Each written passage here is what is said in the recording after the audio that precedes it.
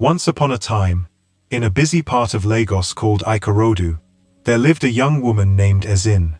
She was 23 years old, and every morning she woke up before the sun to start her small food stall by the roadside. She lived in a single room at the back of a Face Me I Face You compound, a room so small that when she spread her sleeping mat, it touched 3 of the 4 walls. She shared the compound with 11 other families, and every morning at 4:30, before even the earliest cock had cleared its throat, Ezin would rise in the darkness, tie her wrapper, and carry her basin to the communal tap to fetch water before the queue formed. The other tenants were still snoring when she slipped out through the compound gate with her load balanced on her head, walking the 15 minutes to her stall through streets that belonged, at that hour, only to stray dogs, night guards ending their shifts, and women like her, the early ones, the ones whose whole survival depended on being ready before the world woke up. Her stall was not much to look at. It was made from old iron sheets bent this way and that, and 2 faded umbrellas that leaned like tired old men. One umbrella had once been red and was now the color of weak tea. The other had once carried the name of a telecommunications company, but the sun had eaten the letters until only a ghost of them remained. When the wind blew hard, the whole thing shook, and Ezin would hold the poles and pray it did not fall down. But even though it was small and ugly, that stall was her whole world. It was all she had left of her mother. Her mother had died 2 years before. Her name had been Mama Nkechi, and everyone along that stretch of road had known her. Before she died, she had cooked at this same spot for many, many years, since before Ezin was even born. People used to come from far away just to taste her rice. Drivers on the long routes to Sagamu and Ijebu would time their journeys so that they passed through Ikorodu at lunchtime, just to stop at Mama Nkechi's place. She had a way with firewood that nobody could copy. Other women cooked with the same rice, the same pepper, the same tomatoes, but their food never tasted the same, and they could never understand why. It is not the ingredients, Mama Nkechi used to tell Ezin, when Ezin was still a small girl standing on a stool to see inside the pot. Anybody can buy ingredients. It is the patience, it is the fire. You must listen to the fire, Ezin. The fire will tell you when the rice is ready, and you must cook every pot as if the person who will eat it is someone you love, because you never know, maybe they are. When she got sick, everything changed. It started small, a tiredness that would not go away, a cough that stayed too long. Then came the hospital visits, and the tests, and the long words the doctors used, that neither of them understood, and the bills. The bills grew and grew, like a hungry thing. Ezin sold her mother's gold earrings, the ones her mother had been keeping for Ezin's own wedding day. She sold the television, she sold the second-hand generator, she borrowed from the cooperative, and when the cooperative would give no more, she borrowed from a moneylender with cold eyes, and still the bills grew. And in the end, after all of it, after everything they sold and everything they borrowed, her mother died anyway, on a Tuesday morning in the rainy season, holding Ezin's hand and whispering to her not to cry. By the time she passed, she had left behind a mountain of debt.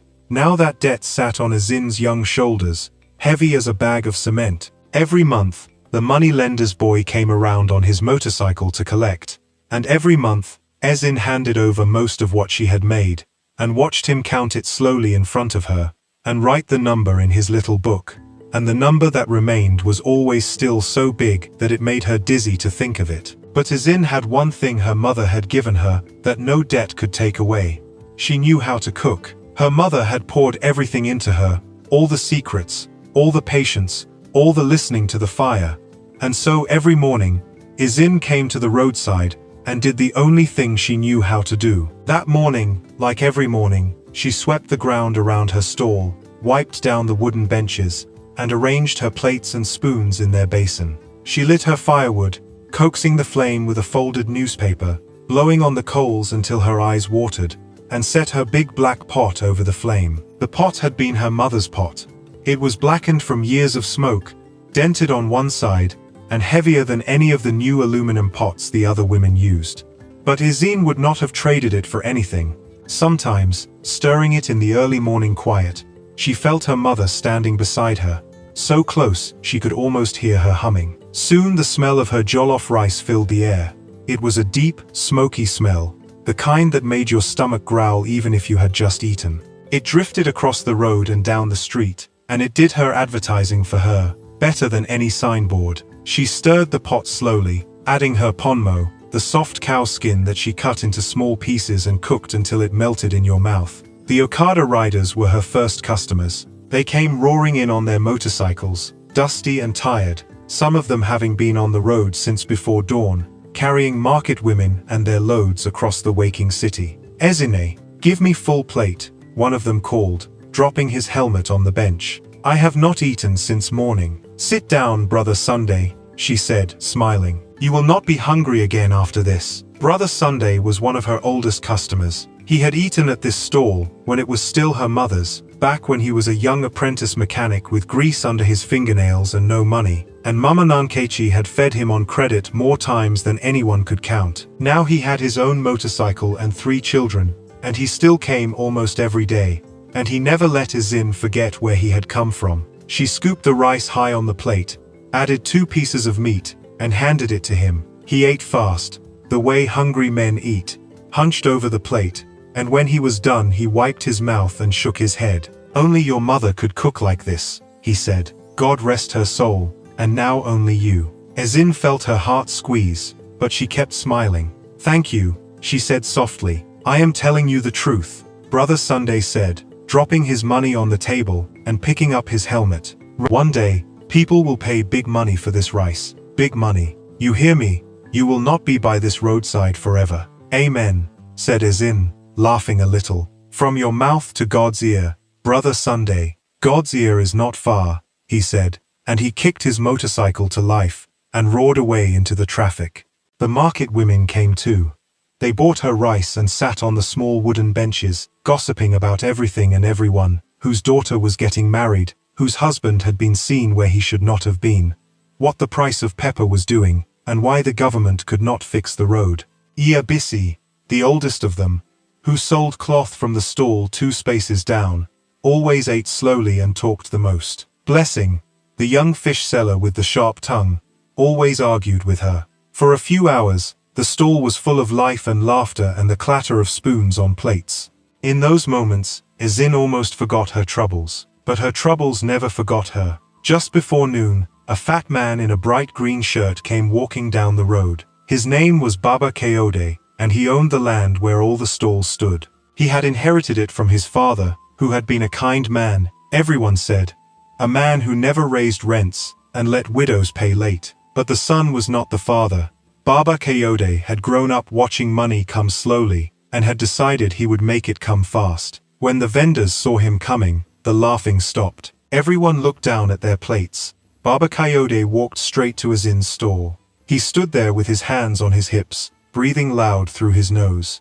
His shirt was silk, or something pretending to be silk, and it shone in the sun. "Ezinne," he said, "where is my money?" Ezin wiped her hands on her apron. Her mouth felt dry. "Baba Kayode, good afternoon," she said. "Please, I am begging you. Sales have been small this month. Give me 2 more weeks and I will pay everything." 2 weeks, he laughed, but there was no joy in it. "You said that last month, and the month before. Do you think I am running a charity?" "No, sir." "But my mother, your mother is dead," he snapped, "and I am tired. You people do not understand. This land is worth money now. Big money." He leaned closer, and Ezin could smell the cigarette on his breath. "There is a company," he said. "A very big company from the city. Apex Holdings. You have heard of them?" "No, of course you have not. People like you do not read newspapers. They are one of the biggest companies in this country. They build estates. They build towers in Victoria Island that scrape the sky. And now they want to buy this whole area and build a shopping mall. A real mall. With air conditioning and escalators. They will pay me plenty. Plenty. So all of you sitting here with your firewood and your smoke, your time is finished." The market women gasped. One of them, Iabisi, stood up, still holding her plate. "Baba Kayode, you cannot do that," she said. "We have been here for 20 years, some of us more. Your own father, God rest him, he gave my husband this spot with his own hand. Where will we go?" "That is not my problem," he said, not even looking at her. He kept his eyes on Ezin. My father is dead too, and his soft heart died with him. I am telling you now so you will not say I did not warn you. Get your money ready, Ezin, or get ready to lose everything. He turned and walked away, his green shirt bright against the dust, stopping at 2 other stalls to deliver the same poison before he disappeared down the road.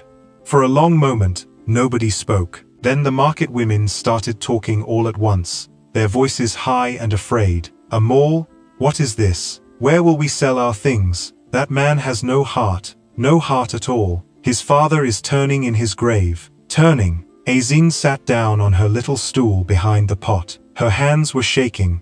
She looked at her stall, at the bent iron sheets, at the umbrellas her mother had bought with her own hands, and she felt something cold settle in her chest.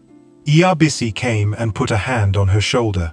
Do not worry too much, my daughter, the old woman said. God is not asleep. He sees everything. I know, Mama, Ezin said. But inside, she was not so sure. She had prayed and prayed, and the debts only grew. She had worked and worked, and the money never came. How much more could she give?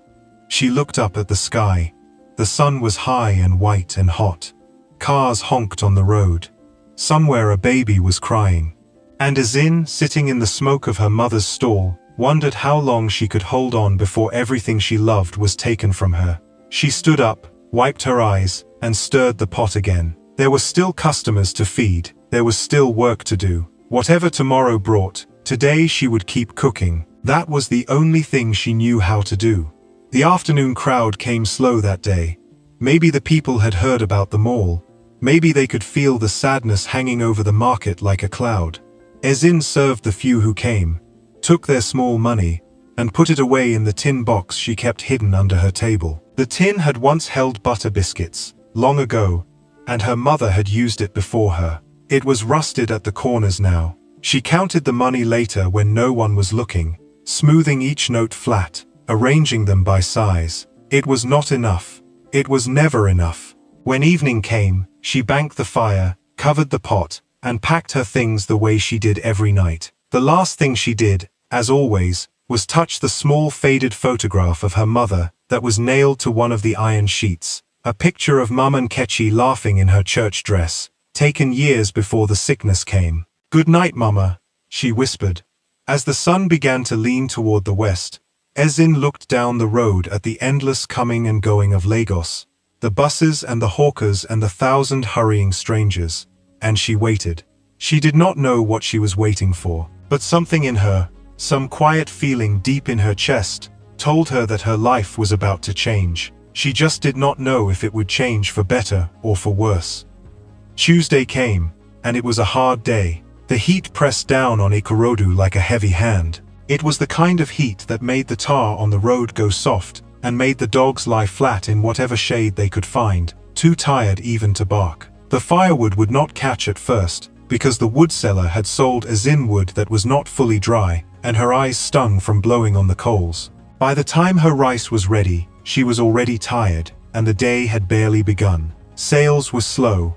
The Okada riders came and went quickly, eating with one eye on the road, because fuel had gone up again, and every minute not riding was money lost. The market women bought less than usual because everyone was worried about the mall and the demolition Baba Kayode had promised. Fear does something to people's appetites. When tomorrow is uncertain, people hold their money tight in their fists, even money for food. Ezin stirred her pot and tried not to think about it. She had learned long ago that worrying did not fill an empty pocket. Only work did that. Her mother used to say that worry was like a rocking chair. It gave you something to do, but it took you nowhere. It was around 1 o'clock in the afternoon when she first saw the woman. At the far end of the road, moving slowly through the crowd, was an old woman. She walked bent over, like her back hurt her, and she was wrapped in the dirtiest cloth Ezin had ever seen.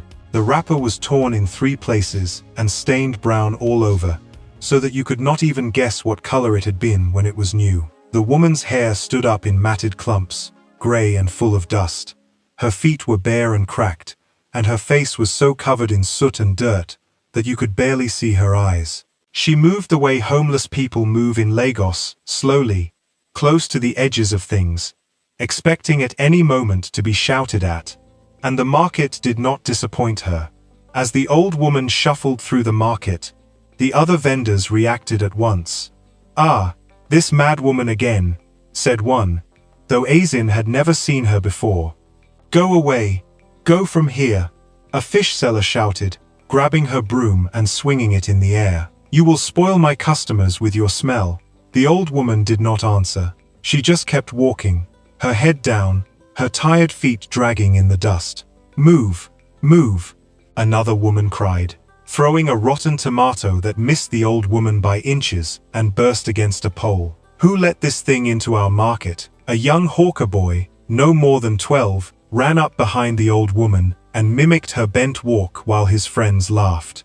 A man selling phone cards spat on the ground as she passed, loudly, so that she would hear it. Nobody touched her, but everybody pushed her, with their eyes, with their words, with the way they angled their bodies away from her, as if poverty were a thing you could catch. Ezina watched all of this, and something in her heart began to hurt. She thought about her own mother, how thin and weak she had become at the end, how some people had turned their faces away from a sick woman, as if her sickness could jump onto them. There had been a neighbor, a woman her mother had helped many times over the years, who stopped greeting them entirely once the sickness became known, who would cross to the other side of the compound rather than pass their door. Ezin remembered how that had felt, watching her dying mother notice it, watching her pretend it did not wound her. She remembered thinking, one day, everyone will be weak. One day, everyone will need a hand. How can people forget that? The old woman kept walking, and slowly, step by slow step, she came closer to Ezin's stall. When she reached it, she stopped. She did not beg. She did not stretch out her hand. She did not make the small crying sounds that beggars learn to make. She just stood there and stared at the big black pot where the jollof rice was bubbling and steaming, and her eyes, hidden under all that dirt, seemed to grow wide and hungry. She stood so still that she might have been carved from wood. Only her eyes moved, following the wooden spoon as Ezin stirred. The other vendors were watching now. "Ezini, chase her," one called out. "Do not let her stand there. She will drive your customers away. Give her one dirty slap. You'll find her road," the phone card man shouted, and some people laughed. But Ezin did not chase her. She looked at the old woman's face, and at the way her whole body leaned toward the food, the way a plant leans toward light, and she could not do it. She could not turn her away. "Mama," Ezin said gently, "are you hungry?" The old woman said nothing, but her eyes lifted from the pot to Ezin's face, and in that moment, Ezin saw something there. She could not say what it was. Not just hunger. Something deeper. Something watching. It was the strangest thing, and afterward Ezin would tell herself she had imagined it. But in that first moment she had the feeling of being seen all the way through, the way you feel when a teacher looks at you, or a judge.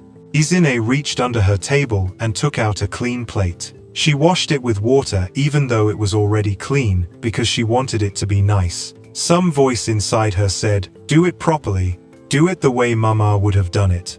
Then she opened her pot, and the good smell rushed out in a cloud of steam, and she scooped a generous portion of rice. Not a small portion, not the leftover bits from the bottom, the burnt part that vendors give to beggars when they give anything at all. She gave a full, high plate, the same as she would give a paying customer. Then she added 2 pieces of meat, the good pieces, the ones from the top of the meat pot, and a spoon of stew on top, and a piece of soft ponmo, because the woman looked like she might not have many teeth left. She held the plate out to the old woman with both hands, the way you offer something to an elder, the way her mother had taught her. "Here, Mama," she said. "Eat, it is good for you." The market went quiet. The other vendors stared with their mouths open. Even the hawker boys stopped their playing to watch. "She has run mad," one woman whispered, loud enough for everyone to hear. "Feeding a beggar when she cannot even pay her own rent. Did you not see Baba Kayode here yesterday? She is finished, and she is sharing food. Foolishness has no cure," another said, shaking her head. Jenne heard them, but she did not care. She kept holding out the plate, her arms steady. The old woman took it slowly, with both hands, the way a person takes something they never expected to receive. Her hands, Ezin noticed, were trembling slightly. They were rough and cracked like her feet, but there was something odd about them too, something Ezin noticed without knowing she noticed it, and only remembered much later. For all their dirt, the nails were even, and the fingers were long and fine, like the fingers of someone who had once worn rings. The old woman looked down at the food, and then she looked back up at Ezin, and for just a second, her cracked lips moved as if she wanted to say something, but no words came out. "You do not have to talk," Ezin said, smiling. "Just eat. Sit here, in the shade. Rest your feet." She pointed to the little bench at the edge of her stall, the one closest to the umbrella's shade, the one where Brother Sunday liked to sit. The old woman shuffled over and sat down slowly, carefully, the way old people sit when their knees have carried them too far for too many years. She began to eat, slowly at first, taking small, careful spoonfuls, and then faster still, as if her body had suddenly remembered how long it had been empty. Ezin turned back to her pot, and pretended not to watch, because she did not want the old woman to feel ashamed. She busied herself wiping the table and arranging plates that did not need arranging, but she could hear it. The sound of a truly hungry person eating is a sound that stays with you. Iabisi came over from her cloth stall, shaking her head, but her voice was kind. She was the only one whose mockery had no thorns in it. "Ezin, you have a soft heart," she said. "Too soft, maybe. That woman cannot pay you 1 naira. "I know, Mama," Ezin said, "but she was hungry, and I had food. That is all. That is all," Iabisi repeated, half laughing. "You say it like it is simple. It is simple. Nothing in Lagos is simple, my daughter." Iabisi looked over at the old woman, who was bent over the plate, and her face softened despite herself. "And when Baba Kayode comes for his rent, will your soft heart pay him?" Ezin did not have an answer for that. She only shrugged and kept stirring. Said Iabisi. She patted Ezin's shoulder. "Your mother was the same, exactly the same. I used to quarrel with her about it, feeding every stray dog and lost person on this road, while her own pot went half empty." The old woman's eyes went somewhere far away for a moment. "But I will tell you something.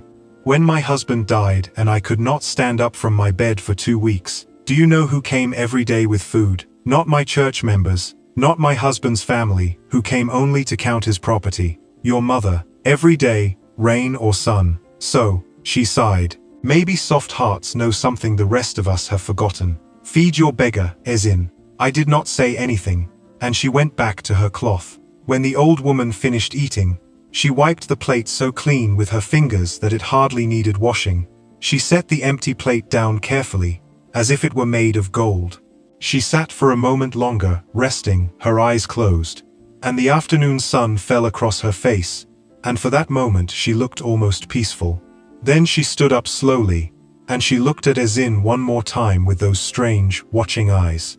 Then, without a word, she turned and walked back into the crowd, disappearing the way she had come. The vendors laughed and went back to their business, already forgetting the whole thing. To them it was nothing. A silly girl wasting good food on a beggar. 1 plate of rice she will never see again. Blessing, the fish seller said to no one in particular. Some people are learning, others are spending. But Ezin stood there for a moment, holding the empty plate the old woman had left behind. She washed it, and as she washed it, she thought about those eyes. There had been something in them, something she could not name. She shook her head and told herself she was being foolish. It was just a hungry old woman, nothing more. Lagos was full of them, thousands of them, the forgotten ones, sleeping under bridges, and in the shells of abandoned buildings, each one of them somebody's mother, or somebody's child once, before the city swallowed them. She put the plate back on the pile and got back to work, feeding the few customers who came, watching the road, and thinking about the money she needed and did not have. The afternoon went on, slow and hot, and the strange old woman slipped from her mind like water through her fingers. That night, in her small room, Ezin dreamed of her mother. In the dream, Maman Kechi was standing at the stall, stirring the big black pot, and the smoke was rising around her, and she was humming the way she used to hum. Ezin tried to go to her, but her feet would not move. Her mother looked up from the pot and smiled at her. "You never know who you are feeding," her mother said in the dream. That is the beauty of it, Ezin, you never know. Then Ezin woke, and it was 4:30, and the darkness was waiting, and the water needed fetching, and the day began again. But the old woman would be back. And Ezin did not yet know that the day she chose kindness over caution was the day her whole life had quietly, secretly, begun to turn. The old woman came back the next day, and the day after that, and the day after that. Every single day, at exactly 1 o'clock in the afternoon, she appeared at the far end of the road, and shuffled slowly toward Ezin's stall. It became so regular that Ezin started watching for her. Around 1:45, she would look up from her cooking and turn her eyes toward the end of the market, and sure enough, there the old woman would be, bent and quiet, moving through the crowd like a shadow. Ezin began to keep a plate ready. She began, without quite deciding to save the best 2 pieces of meat for the stranger.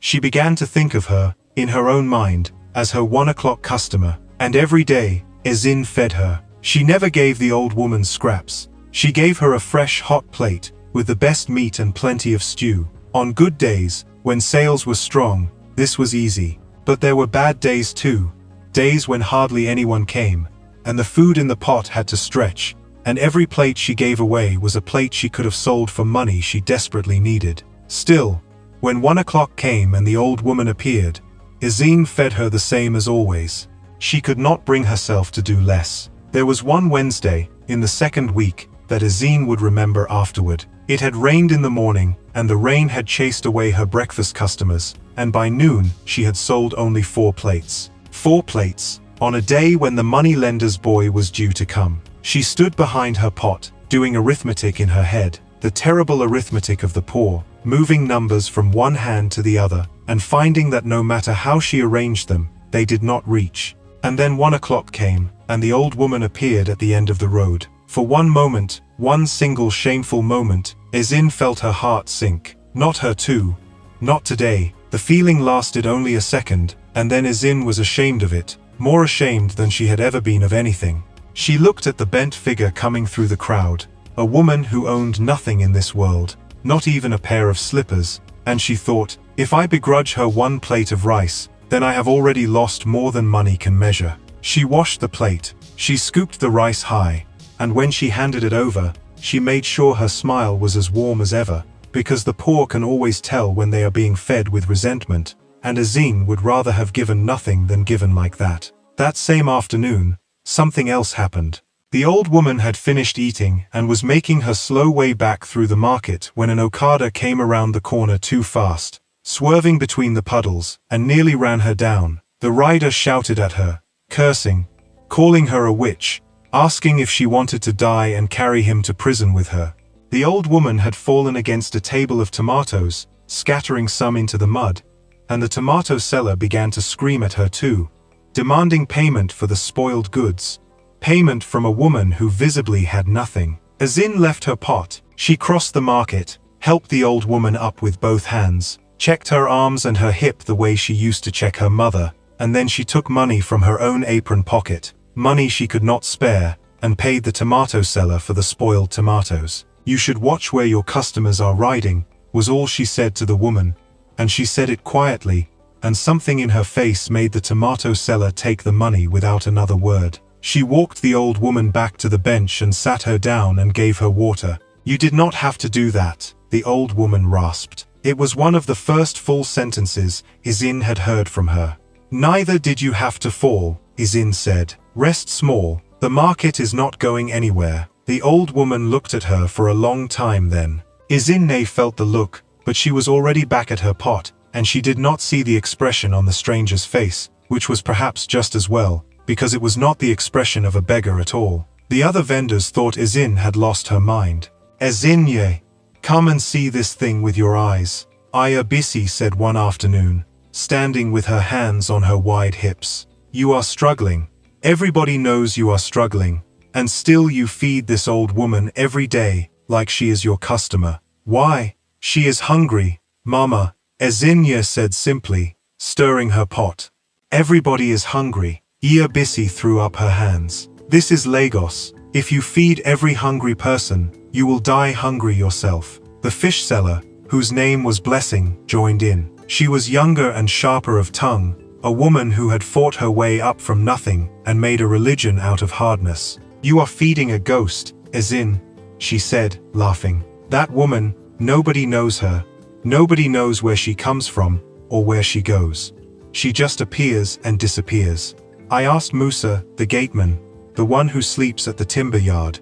He says she does not sleep anywhere around here. Nobody has seen her at night. She just appears at 1 o'clock like a spirit, and vanishes like a spirit. Maybe she is not even a real person.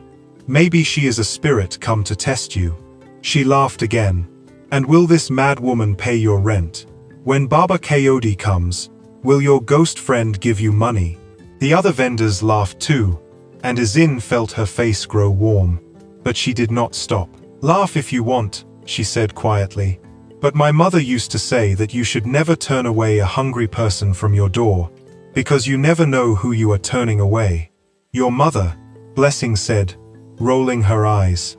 Your mother never turned anybody away. We all know the story. And where did all her kindness get her? 6 feet under the ground with debts she left for you to pay. The moment the words left Blessing's mouth, the whole market went silent. Even Ayabisi's face changed. It was too much.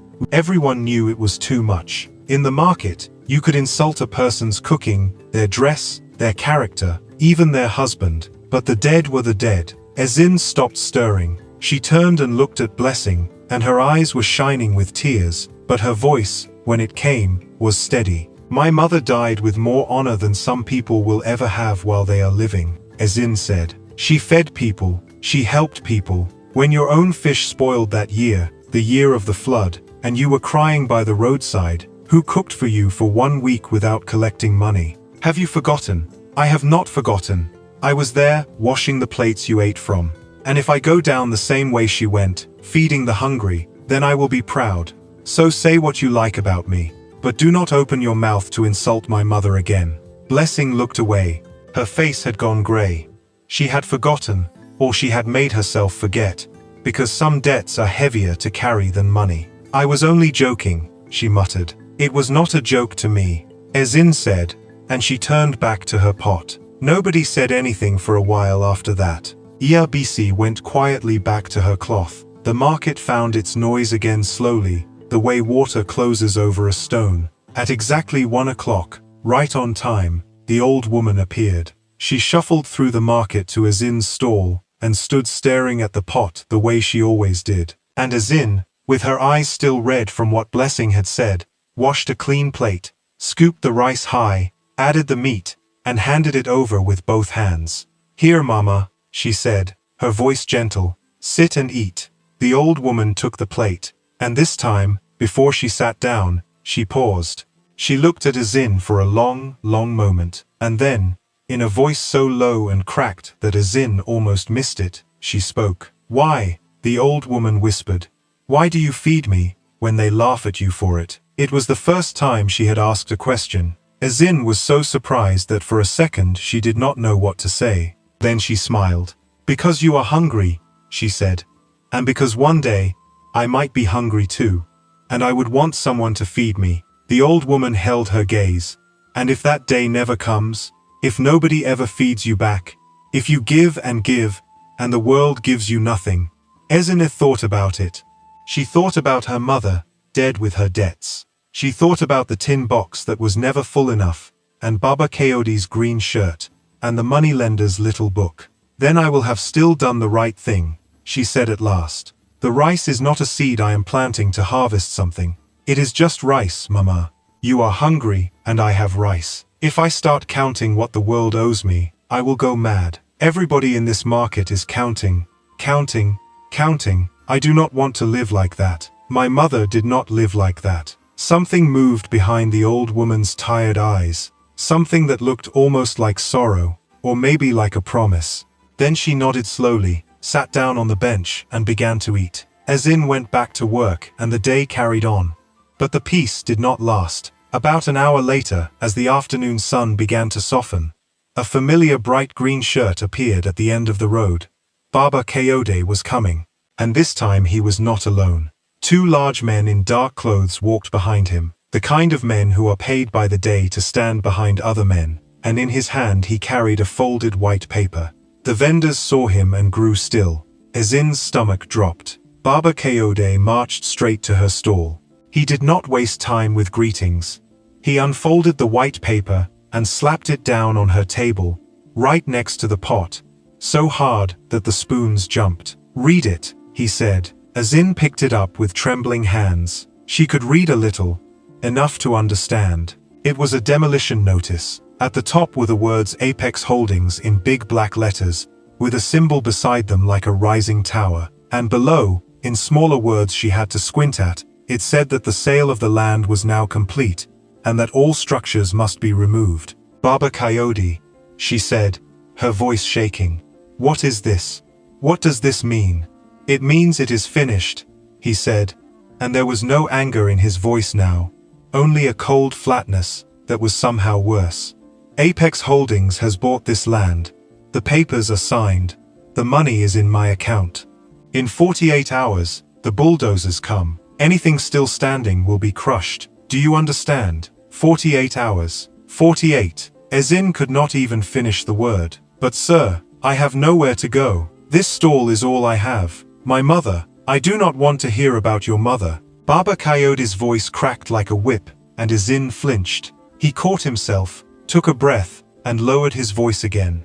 "Look, it is not personal, it is business. A man came to me with more money than I have ever seen in my life. What was I supposed to do? Say no, so that you can keep selling rice? Be serious. Then help us find somewhere," Ezin pleaded. "You know people, you know other landlords. If you just speak for us, speak for you." He laughed. "Am I your father? Did I tell your mother to die and leave you with nothing? Everybody carries their own load in this world. Girl, carry yours." The old woman, sitting quietly on the bench with her empty plate, watched all of this without moving. Her eyes went from Baba Coyote to the paper to Ezin's frightened face, and something in her expression grew very cold and very still, like water freezing over. 48 hours, Baba Coyote said again. "Pack your things." He tucked the paper away, turned, and walked off with his two big men trailing behind him, stopping at each stall down the line to deliver the same message, leaving weeping women behind him like a boat leaves a wake. The market erupted. All the vendors were shouting and crying now, because the notice was for all of them, not just Ezin. Iabisi sat down hard on a bench and put her face in her hands. Blessing was pale and quiet, her sharp tongue finally still. The old sugarcane seller at the end of the row, Baba Ejide, who had been on that road longer than anyone, simply stood staring at his stall, as if he could not understand the words he had heard. Everyone had known this day might come, but knowing and seeing were two different things. Ezin stood frozen, staring at the spot where Baba Coyote had stood. 2 days.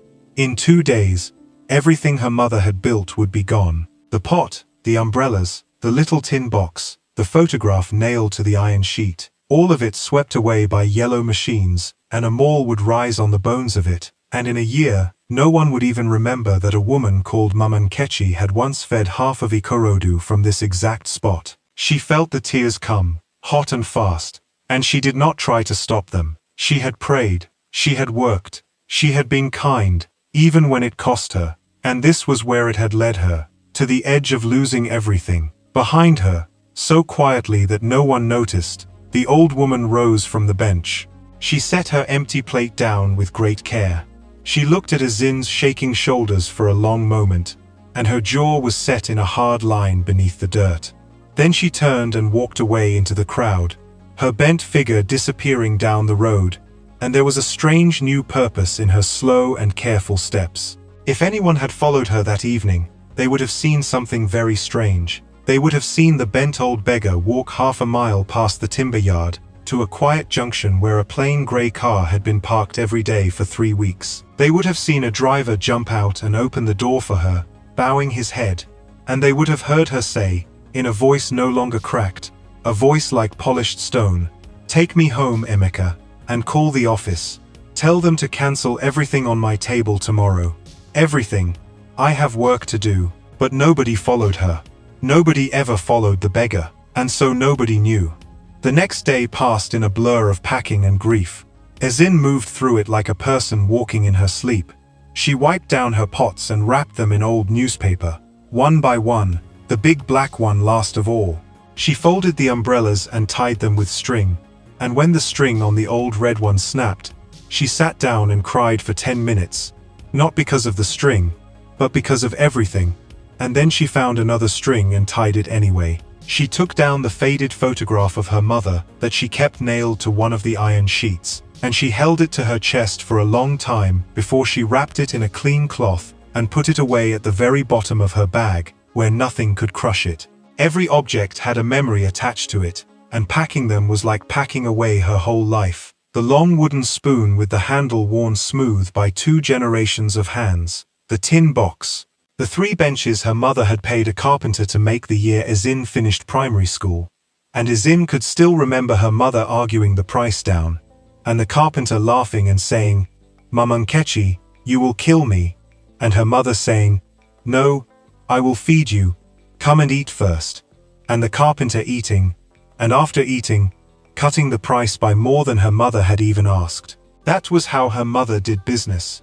She fed people first, and somehow, after eating, nobody had the heart to cheat her. All around her, the other vendors were doing the same. The market, that had been so full of life for 20 years, was slowly emptying out, stall by stall, as people carried their belongings away, to who knew where. Baba Ejide, the sugarcane seller, gave away his remaining sugarcane to the children of the street, because he had nowhere to store it, and he stood there watching them eat it, and it was the saddest thing Ezin had ever seen a man do with a smile on his face. Nobody laughed anymore. Nobody gossiped. There was only the sound of things being packed and the low murmur of people saying goodbye. Aya Bissi came to Ezin in the late afternoon, carrying a folded wrapper, a good one, blue with a pattern of golden birds. "Take this," the old woman said. "It was too small for me many years ago, and it will be too small for me forever. You will need good cloth wherever you are going. A woman with good cloth is never fully poor. Mama, I cannot take your—" "You can, and you will, because I am older than you, and you cannot argue with me." Iya Bissi pressed it into her hands. Then she stood there a moment, looking at the half-dismantled stall. 20 years, she said quietly. "I quarreled with your mother in this market. I made peace with her in this market. I watched you grow from a small girl carrying water to a woman feeding half the road. And now they will scatter us all in one morning, like chickens." She shook her head slowly. "Where will you go, Ezin? Tell me the truth." "My mother's cousin is in Abeokuta," Ezin said. "Maybe there. I do not know, Mama. I will find somewhere. God will provide." "God will provide," Aya Bisi repeated. She said it the way people say it, when it is the only thing left to say. Then she embraced Ezin, hard, the way you embrace someone when you do not know if you will see them again, and she went back to her own packing. By evening, Ezin had packed almost everything. Her mother's old pots were stacked inside a big striped Ghana must-go bag, the kind everyone used for carrying loads. All that was left standing was the frame of the stall itself, the iron sheets and the umbrella poles, which she could not take with her and which the bulldozers would swallow in the morning. And then the rain came. It started slow, a few fat drops that made small craters in the dust, and then it poured. It was a heavy, cold Thursday rain, the kind that turned the roads of Ikorodu into rivers of mud. The other vendors had already gone home. The market was empty and grey, a place of skeletons, the bare frames of the stalls standing in the rain like the bones of some great animal. Izine was alone at her stall, sheltering under the last umbrella, watching the water run down the road in brown streams. She should have gone home too. There was no reason to stay, but she could not make herself leave. This was the last night. Tomorrow the machines would come, and after that there would be no place in the world where her mother's hands had built something that still stood.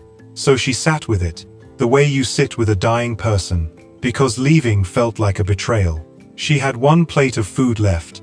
She had cooked a small amount that morning, hoping to sell it, but almost no one had come, and what little she cooked had gone cold and been warmed again. This last plate was meant to be her own dinner. She had not eaten all day, and her stomach ached with hunger. A real pain now, sharp under her ribs. She sat down on her stool, put the plate on her lap, and picked up her spoon. That was when she saw the old woman. Through the grey sheets of falling rain, at the end of the road, the bent figure was coming, slow as ever, soaked to the bone. Her torn wrapper was plastered to her thin body, and she was shivering so hard that Ezin could see it even from a distance. She came shuffling through the mud and the rain, past the empty skeleton stalls, and she stopped at the edge of Ezin's stall, and she stared, not at the pot this time, because the pot was empty and packed away, but at the single plate of food in Ezin's lap. Ezin looked down at the plate. Steam was still rising off it, faintly, into the cold air. It was her only food. She had nothing else, and tomorrow, she would have no stall, no fire, no way to cook, no way to earn. Every part of her sensible mind told her to eat it, to keep her strength for the hard days coming. The hungry days were coming. She knew what they looked like. She had lived them before, during her mother's sickness, and she knew that hunger tomorrow begins with generosity today. Blessing's voice was in her head, and Ayabisi's, and even her own. You cannot feed the whole world, Ezin. You cannot even feed yourself. But then she looked up at the old woman, shivering in the cold rain, her arms wrapped around herself, water dripping from her matted hair, her bare feet sunk in the mud. And Ezin thought about how the woman had come all this way in this terrible weather. Where did she even live? Did she have anywhere at all to go? Was there any roof in this whole hard city that would open for her tonight? And she thought, I have a room, I have a mat, and a roof, and a door that closes. Tonight, at least, I am richer than she is. Ezin stood up. She walked to the old woman, the rain drumming on the umbrella above, and cold mud swallowing her slippers, and she held out the plate. Take it, Mama, she said softly. The old woman looked at the plate, and then at Ezin, and her eyes filled up with something Ezin could not read. She did not reach for it. This is your food, the old woman said, in that low, cracked voice. There is only one plate. I have watched you all these days. I have watched everything. This is the last. If you give it to me, what will you eat? Ezin was surprised again. In all these weeks, the old woman had barely spoken, but now she spoke as if she had been paying very close attention to everything, counting every plate, weighing every day. Do not worry about me, Ezin said. She smiled, though her eyes were wet, and the rain and the tears mixed together on her face so you could not tell them apart. Tomorrow, I will not be here anyway. They are taking the stall, so it does not matter. But today, right now, you are cold and you are hungry, and I have food. So take it, please. We are all in God's hands, Mama. Today it is my turn to give. Maybe tomorrow, it will be my turn to receive. Who knows? The old woman stared at her. The rain drummed on the iron sheets and ran off the umbrella in little waterfalls. Somewhere far off, thunder rolled across the sky like a great drum. For a long moment, neither of them moved. The young woman holding out her last plate of food, the old woman staring at it as if it were a question she had to answer. Then, slowly, the old woman took the plate. Come, sit under the umbrella, Ezin said, guiding her gently by the arm to the little bench. The arm under the wet cloth was thin, but not as frail as she had expected. At least you can be out of the rain while you eat. The old woman sat. Ezin sat beside her, and the old woman ate, slowly and quietly, while the rain fell all around them and the light faded from the sky. Ezin watched the water rushing down the muddy road, and tried not to think about her empty stomach, or her empty tomorrow. Her stomach growled once, loudly, and she pressed her hand against it, embarrassed. But if the old woman heard it, she gave no sign. You are a strange girl, the old woman said suddenly, between bites. Ezin smiled a little. Why do you say that? Because the world is hard, the old woman said. And Lagos is the hardest place in the world. Here, people step on each other to climb up. A person who has nothing, everyone treats them like they are nothing. I know this very well. She paused, staring at the food. But you have almost nothing yourself, and still you share it. Why? Ezine was quiet for a moment. She thought about how to answer. When my mother was dying, she said slowly, there were some people who helped us, Not rich people, poor people, people who had barely enough for themselves. A woman down the road used to bring us soup. A man used to give us fish for free. A boy who hawked bread used to keep the last loaf for us. And some days he did not collect money, and he was saving for his own school fees. They had nothing, but they gave, and I never forgot it. Those little kindnesses kept us alive. Not the big people. No big person helped us. It was the small people, giving small things. So now, when I have even a little, I try to do the same. That is all. It is not a big thing. The old woman had stopped eating. She was looking at Ezin with those strange eyes, and her hands, holding the plate, were trembling, and Ezin could not tell if it was from the cold or from something else. It is a big thing, the old woman said quietly. It is a very big thing, bigger than you know. Ezin did not understand what she meant. She only smiled and said, "Finish your food, Mama, before it gets cold." "And your mother," the old woman said, still not eating. "Tell me about her." "The one who taught you this," so Ezin told her. Sitting in the rain, on the last night of her old life, she told the stranger about Mamankechi, about the firewood and the humming, about the drivers who came from Sagamu for her rice, about the carpenter and the benches, about how she fed people first and somehow was never cheated, about the sickness, and the bills, and the neighbors who crossed to the other side of the compound, and the small people with their small kindnesses, about the last Tuesday morning, and the hand she held, and the whisper not to cry. She had never told anyone all of it, start to finish, and she did not know why she was telling a homeless stranger now, except that the rain made a curtain around them, and the market was empty, and some stories can only be told in the dark to someone who has nothing to gain from hearing them. The old woman listened without moving. When Ezin finished, the silence stretched a long time. "She taught you well," the old woman said at last, and her voice was rough in a new way. "Better than schools teach, better than money teaches. I have known many rich men, Ezin, and not one of them was taught what your mother taught you at that pot." Ezine laughed softly. "How would you know rich men, Mama? I have carried their loads," the old woman said, after a pause. "I have seen their kitchens from the back door. A person like me sees everything, because to the rich, a person like me is invisible. You would be surprised what the invisible ones know." She finished eating. She set the empty plate down on the bench, and she folded her hands in her lap, and for a long moment she just sat there, staring straight ahead at the rain, as if she were thinking very hard about something, as if she were making a decision the size of a mountain. Then she turned and looked directly into Ezin's eyes. It was a look Ezin would never forget for the rest of her life. It was steady and clear and deep, and for just a moment the old, tired, dirty face seemed to fall away, and underneath it, Ezin saw something else.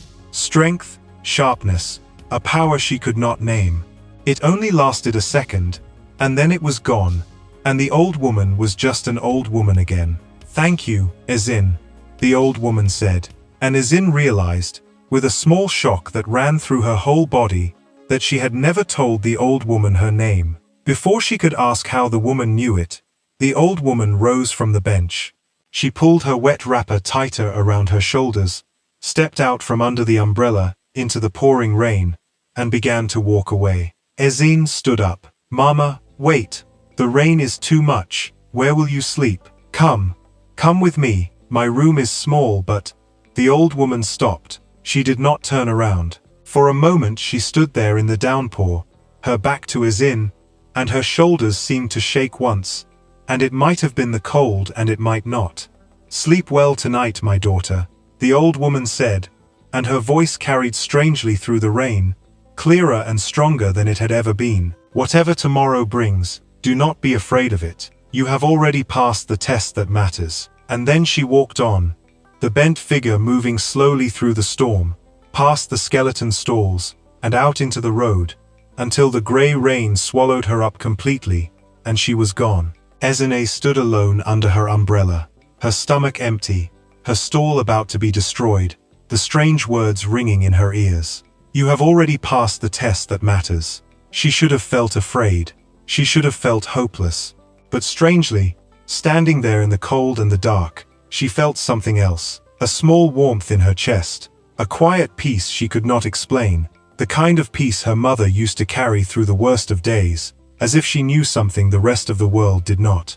She did not know that the old woman was, at that very moment, sitting in the back of a plain grey car with rainwater pooling around her feet, giving instructions in a low, hard, rapid voice to someone on the telephone. Instructions that were setting an entire tower on Victoria Island alight with midnight activity, lawyers being pulled from their beds, papers being drawn up, orders flying like arrows.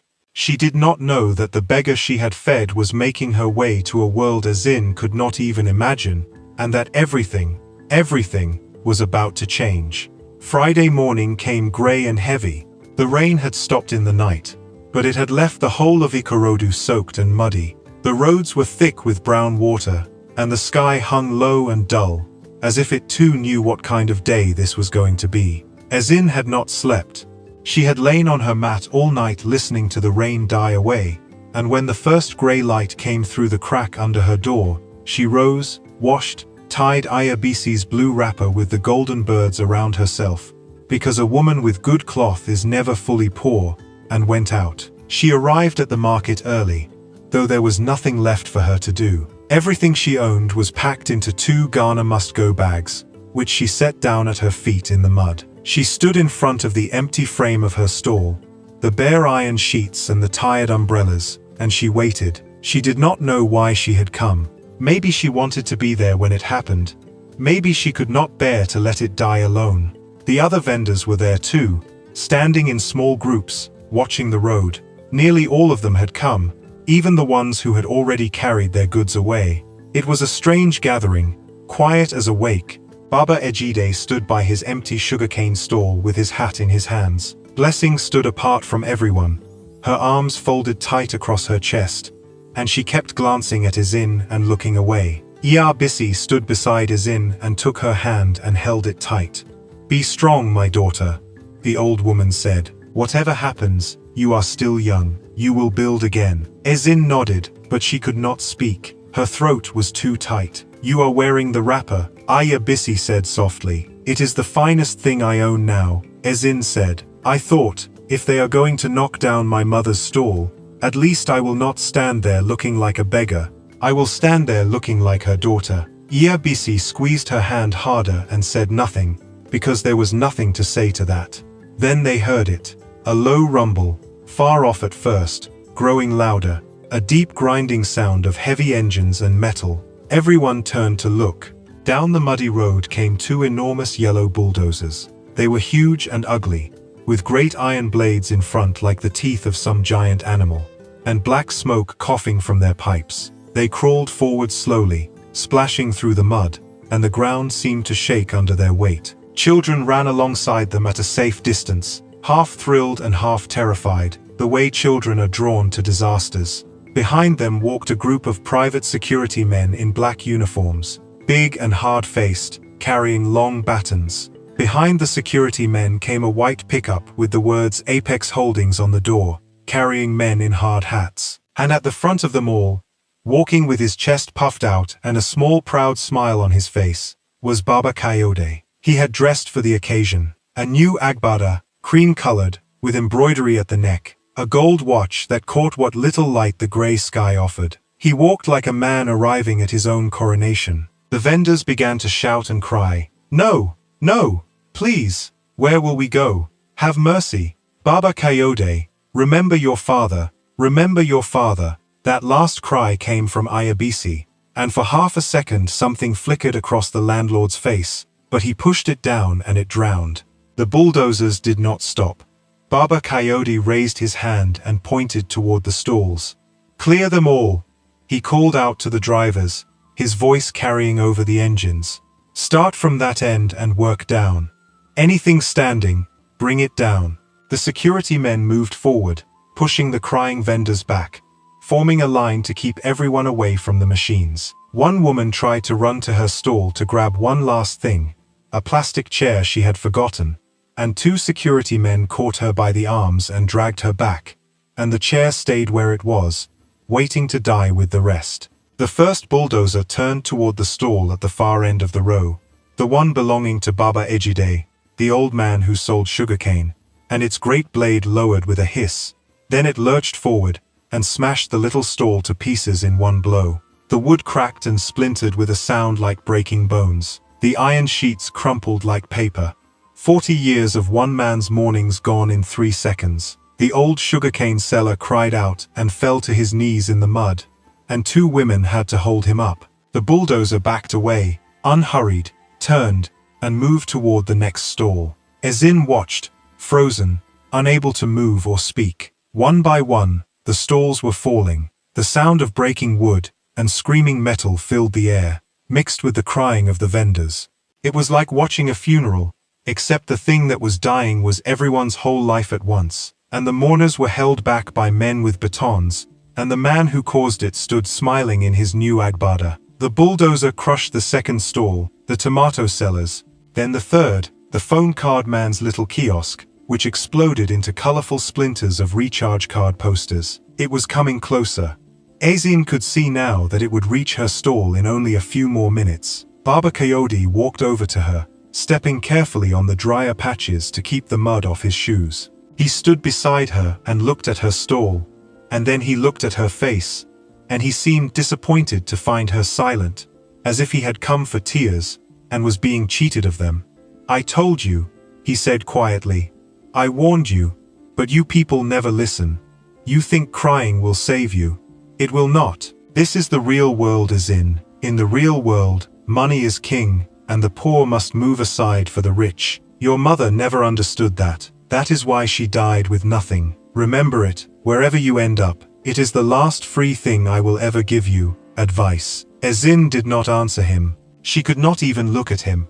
Her eyes were fixed on her mother's stall, on the spot where the photograph had hung, on the ground where she had stood cooking every single day since she was a little girl, helping her mother stir the pot. She thought about all the meals that had been cooked there, all the people who had been fed, the drivers from Sagamu, Brother Sunday as a hungry apprentice, Iya Bisi in her widowhood, a shivering old beggar in the rain, all the love that had gone into that small ugly place, thousands and thousands of plates of it, given out day after day for 30 years. Could a bulldozer crush that? She did not know. She would find out in a minute. The bulldozer crushed the 4th stall. Now only one stood between the machine and Ezin's. She could feel the heat of the engine and smell the diesel smoke. The security men held the crowd back. Iya Bisi was crying openly now, still gripping Ezin's hand. "Bring that one down next."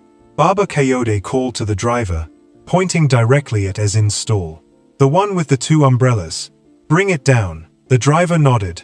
The bulldozer finished off the 5th stall, backed up, and slowly turned. Its great iron blade swung around until it was pointing straight at the wooden pillars that held up Ezin's stall. The engine roared, black smoke coughing from its pipe, and it began to move forward. Ezin closed her eyes. She could not watch. She squeezed Ayabisi's hand, and she braced herself for the crash, for the sound of her mother's stall breaking apart, for the end of everything. In the darkness behind her eyelids, she saw her mother at the pot, humming, and she held onto that picture with all her strength. She heard the engine getting louder and louder. She heard the mud squelching under the great wheels. Any second now. And then, cutting through all the noise, came a sound so loud and so strange that it stopped everything. It was a horn. A deep, powerful, blaring horn, the kind that did not belong anywhere near a muddy roadside market in Ikorodu. It was the sound of another world entirely.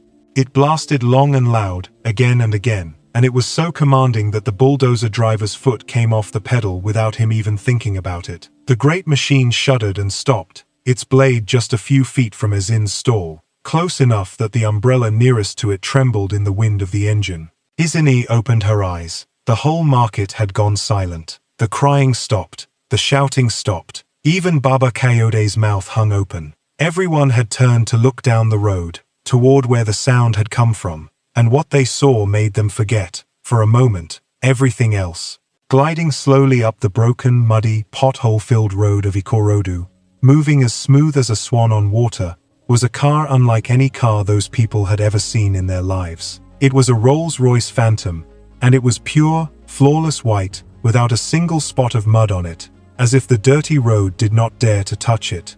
Its silver ornament caught the grey light and burned like a small star. On each side of it drove a huge black SUV, shining and menacing, with tinted windows dark as midnight, and the three vehicles moved together like a king and his guards. Traffic on the road simply stopped for them.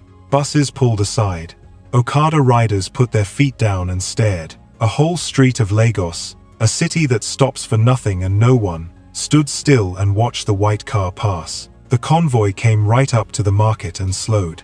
And then, in a bold and deliberate move, the white Rolls-Royce pulled forward and parked sideways directly in the path of the bulldozers, completely blocking the way, and the two black SUVs swung in beside it, sealing the road like a gate closing. The message was clear as thunder.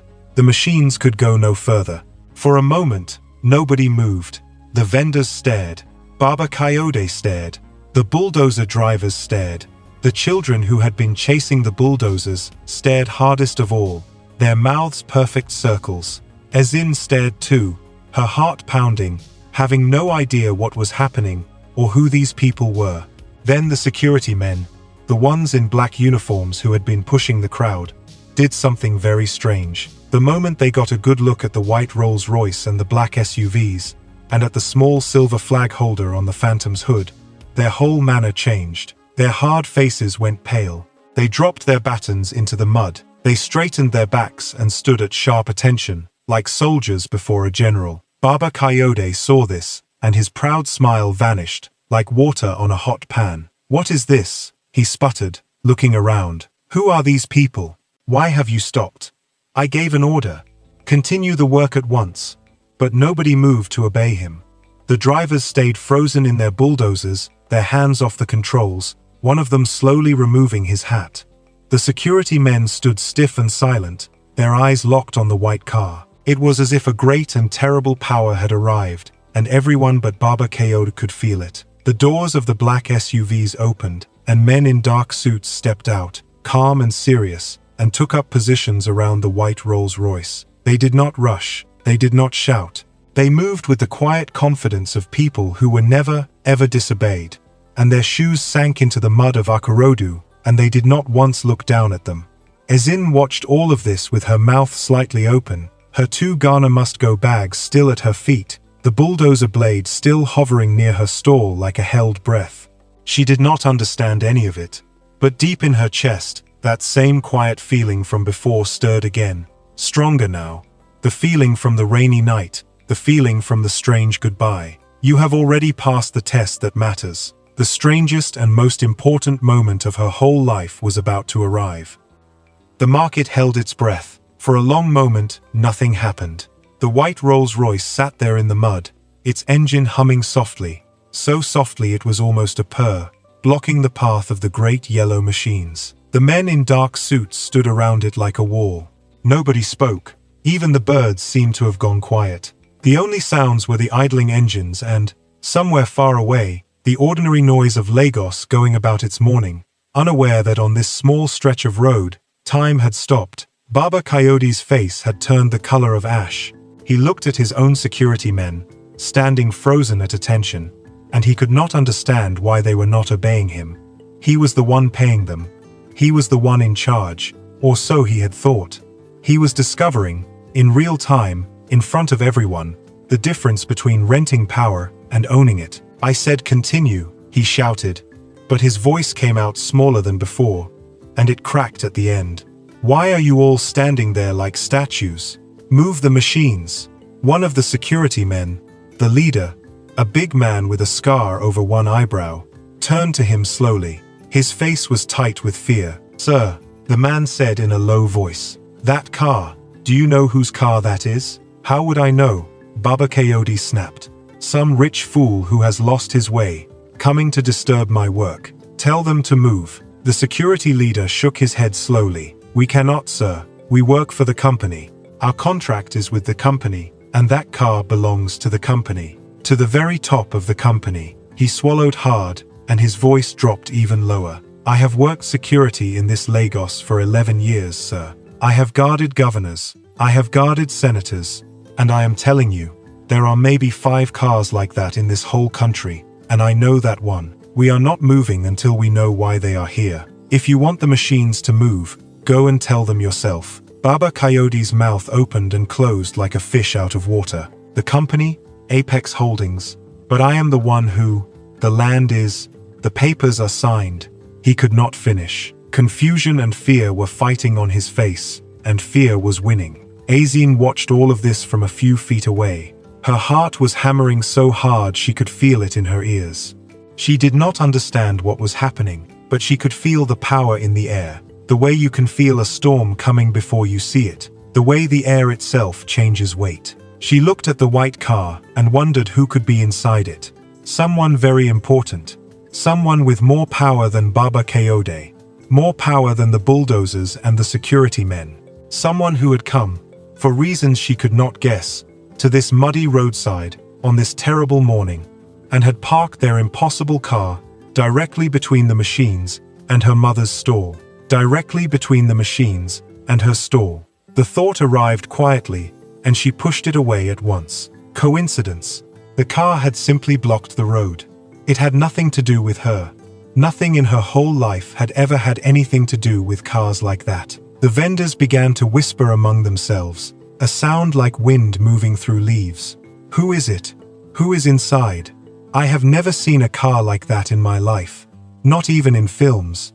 Is it the governor? A senator? Governor? That is not a government plate. That is private. Private. Maybe it is the owner of the company. The mall people. Then we are finished twice. Iya. BC gripped Azin's arm with both hands. My daughter, she whispered. Something is happening. Something big. I can feel it in my bones. My bones have never lied to me. Blessing had drifted closer without realizing it. All quarrels forgotten, drawn like everyone else to the white car. Even Baba Ejide had risen from his knees and stood staring, his ruined stall forgotten behind him. Then the front door of the Rolls-Royce opened. A driver stepped out, dressed in a crisp grey uniform with white gloves. The kind of driver you only saw in films about rich people. He was tall and serious, and Azin thought, for no reason she could name, that there was something faintly familiar about him, though she was certain she had never seen him before. He moved with careful, practiced steps around the front of the car. He paused, looked at the muddy ground with no expression at all, and then walked to the back door on the passenger side. The whole market watched him. Nobody breathed. The driver reached for the handle of the back door. He pulled it open slowly, and he stood beside it, holding it, his back straight, his gloved hand resting on the top of the door, his eyes lowered in respect, waiting for whoever was inside to come out. For a moment, nothing. Just the open door, and the dark space within, and 400 eyes fixed on it. Then a hand appeared, reaching out to steady itself on the doorframe. Even from a distance, Azin could see the gold on it, rings on 3 fingers, catching the light. And then slowly, carefully, with the unhurried dignity of someone who has never once in decades been rushed, a figure began to rise up out of the low car.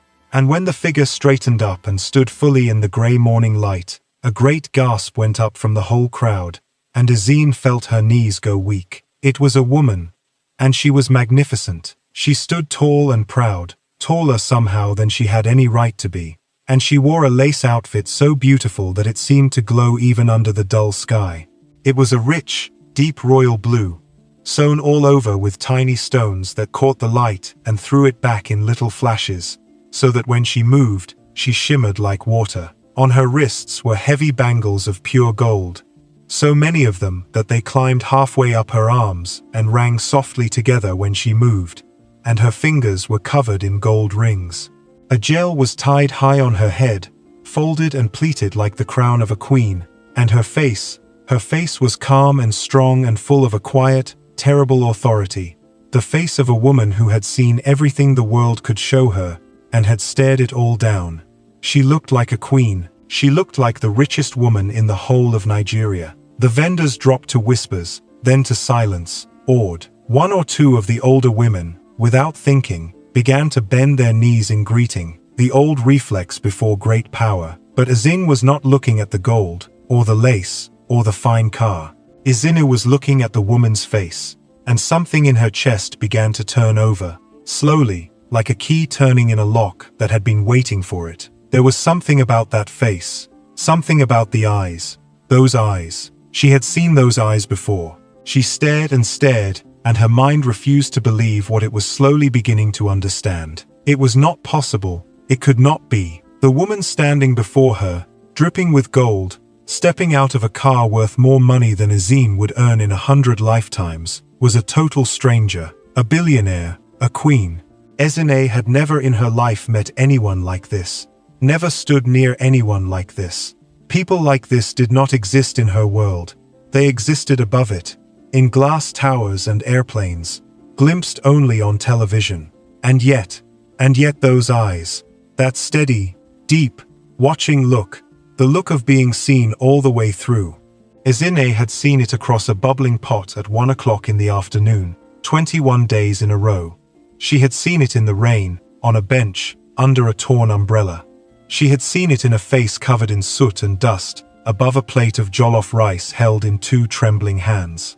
Her own hands began to shake. No, Ezine whispered to herself, her voice barely a breath. No, it cannot be. It cannot be. The woman in gold turned her head slowly, and her eyes moved across the crowd of stunned vendors, taking her time, missing nothing. They passed across the frozen security men, who stiffened even further.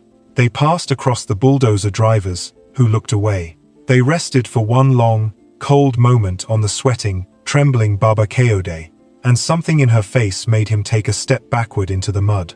And then her eyes found Ezine, standing there in Iyabisi's blue wrapper with the golden birds, her 2 Ghana must-go bags at her feet, and they stopped. The woman looked at Ezine, across the mud and the silence, and the impossible distance between their 2 worlds. She looked at her the way you look at someone you know, and a small, gentle smile touched the corner of her mouth. The very same smile, though Ezine had only seen it once, on a rainy Thursday evening, when she had said, "Sleep well, my daughter," and walked away into the storm. Ezine's hand flew to her mouth. Her eyes filled with tears so fast that the whole world blurred.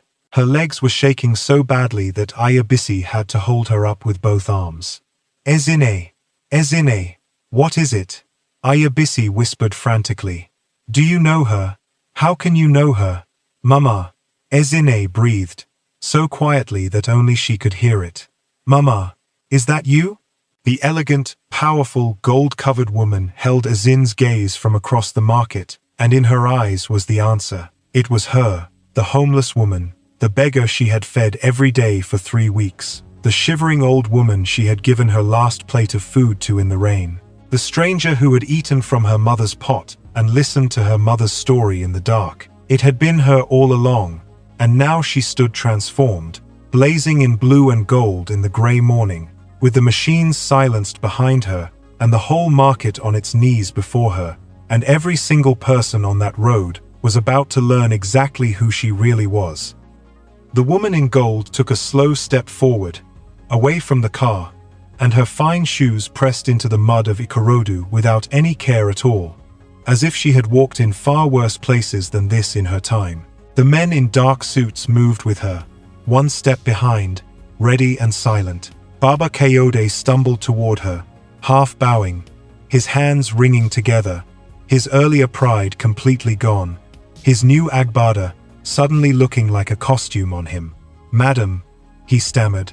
Good morning, madam. I do not know who you are, but you are clearly a very important person, a very great person, and if there has been any misunderstanding, I am sure that we can— Be quiet, the woman said. She did not shout. She did not even raise her voice, but there was something in the way she said those 2 words that made Baba Kayode's mouth snap shut at once, his teeth clicking together. It was the voice of a person who had given orders to hundreds, maybe thousands of people, across decades and boardrooms and continents, and had never once had to say a thing twice. She turned to the crowd, and she looked at them all slowly, one by one. The market women, the Okada riders who had stopped along the road, the vendors clutching their bagged belongings, the frozen security men, the sweating landlord, the children peering between the legs of the adults. Her eyes moved over all of them, and there was something in her face that was hard to read, something old and heavy, like the weight of a long memory. Then she began to speak, and her voice carried across the whole market, clear and strong, trained by a lifetime of rooms that fell silent for it. My name, she said, is Folktales. Some of you may have heard the name, though you have never seen my face. I do not appear in newspapers. I do not attend the parties where the rich go to photograph each other. I let my buildings speak for me. I am the founder of Apex Holdings. This land you are standing on, this land that was about to be crushed under those machines this morning, it belongs to me. Every last inch of it. The company you have been hearing about, the company you have been hearing about, the company you have been hearing about, the company you have been hearing about, the company you have been hearing about, the company you have been hearing about, the company you have been hearing about, the company you have been hearing about, the company you have been hearing about, the company you have been hearing about, the company you have been hearing about. I built it with my own 2 hands, from nothing, over 30 years. A gasp rippled through the crowd like a wave. Folktales. The name moved from mouth to mouth. Some had heard it, in the way people hear of great hidden things, half legend. The woman behind Apex, the widow who owned half the new skyline. Baba Coyote's face went white as chalk, whiter than his agbada. The security men, if it were possible, stood even straighter. When I was young, Folktales continued, I had nothing, less than nothing. You look at this cloth and this gold, and you think I was born inside it. I was not. I was born in a village none of you have heard of, and I came to Lagos at 15 with 1 bag and 1 address, and the address turned out to be false. I slept under the bridge at Obalende. I slept in the doorways of shops and was chased from them at dawn. I begged for food. I know what it is to be hungry. Truly hungry. The kind of hunger that eats your thoughts. I know what it is to be cold. To be treated like you are not even a human being. To have market women swing brooms at you and men kick dust at you as they pass. I have not forgotten it. A person does not forget it. It is written in me like a scar under fine cloth. The market was utterly silent. Even the children were still. But God and hard work lifted me, she said. I carried loads. I washed plates. I hawked bread. I saved, kobo by kobo, and I traded, and I learned, and I built. And over the years, as I became rich, and then richer, and then one of the richest women in this country, I began to wonder if I had lost something along the way. I began to wonder if the world had become nothing to me but numbers on paper, buildings to knock down, land to buy, people to move out of the way. My managers bring me reports. In the reports, a market like this one is a single line. Site cleared, project proceeding. 1 line. 20 years of people's lives. 1 line. She paused, and her eyes swept the crowd again. So 3 weeks ago, when this project came to my table, I decided to do something that my advisors told me was foolish and dangerous. They begged me not to. My head of security nearly resigned. A ghost of a smile crossed her face and vanished. Before I destroyed this market to build my great shining mall, I decided to come and see it for myself. Not as Folktales the billionaire, surrounded by guards, with everyone bowing and performing for me. That way you see nothing. People show the rich only masks. No. I wanted to see the soul of the community I was about to erase. I wanted to look into the faces of the people whose lives I was about to change forever, and see them not from behind the glass of this car, but standing among them, as one of them, as the least of them. Izine stood frozen, tears rolling silently down her face, understanding now, understanding everything, the 1 o'clock appearances, the watching eyes, the fine long fingers under the dirt, the questions in the rain, the driver who had seemed familiar, because she had glimpsed him once at that far junction, all of it. So I dressed in rags, Folktales said. I took the oldest wrapper from my house girl's rag basket. I put dust in my hair and soot on my face with my own hands, and I looked at myself in the mirror, and I saw the girl from under the bridge at Obalende looking back at me, and I tell you, I nearly wept before I even left the house. And I came here, to this market, day after day, for 21 days, as a homeless beggar, and I want to tell all of you what I found. Her voice grew harder now, and colder, and it fell on the crowd like the flat of a blade. Her eyes moved to the market women who had chased her with brooms, to the fish seller's row, to the phone card man, to all the ones who had sneered, and one by one, as her gaze touched them, they seemed to shrink. I found cruelty, she said. I was spat at. I was cursed. I was chased away with brooms like a dog. A rotten tomato was thrown at my head. Children were allowed, even encouraged, to mock my walk while their mothers laughed. Women who had food to spare covered their noses and told me to get away from their stalls before I spoiled their customers. A man told me to go and die somewhere else.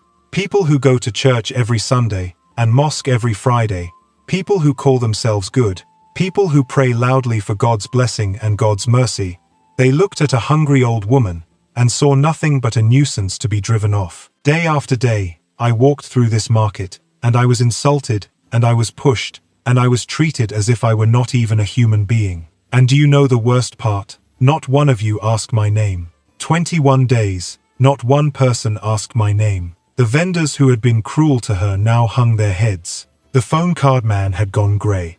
Blessing the fish seller was staring at the ground, her arms wrapped around herself, and she was crying, and it was impossible to say how much was shame and how much was fear, and perhaps she herself did not know.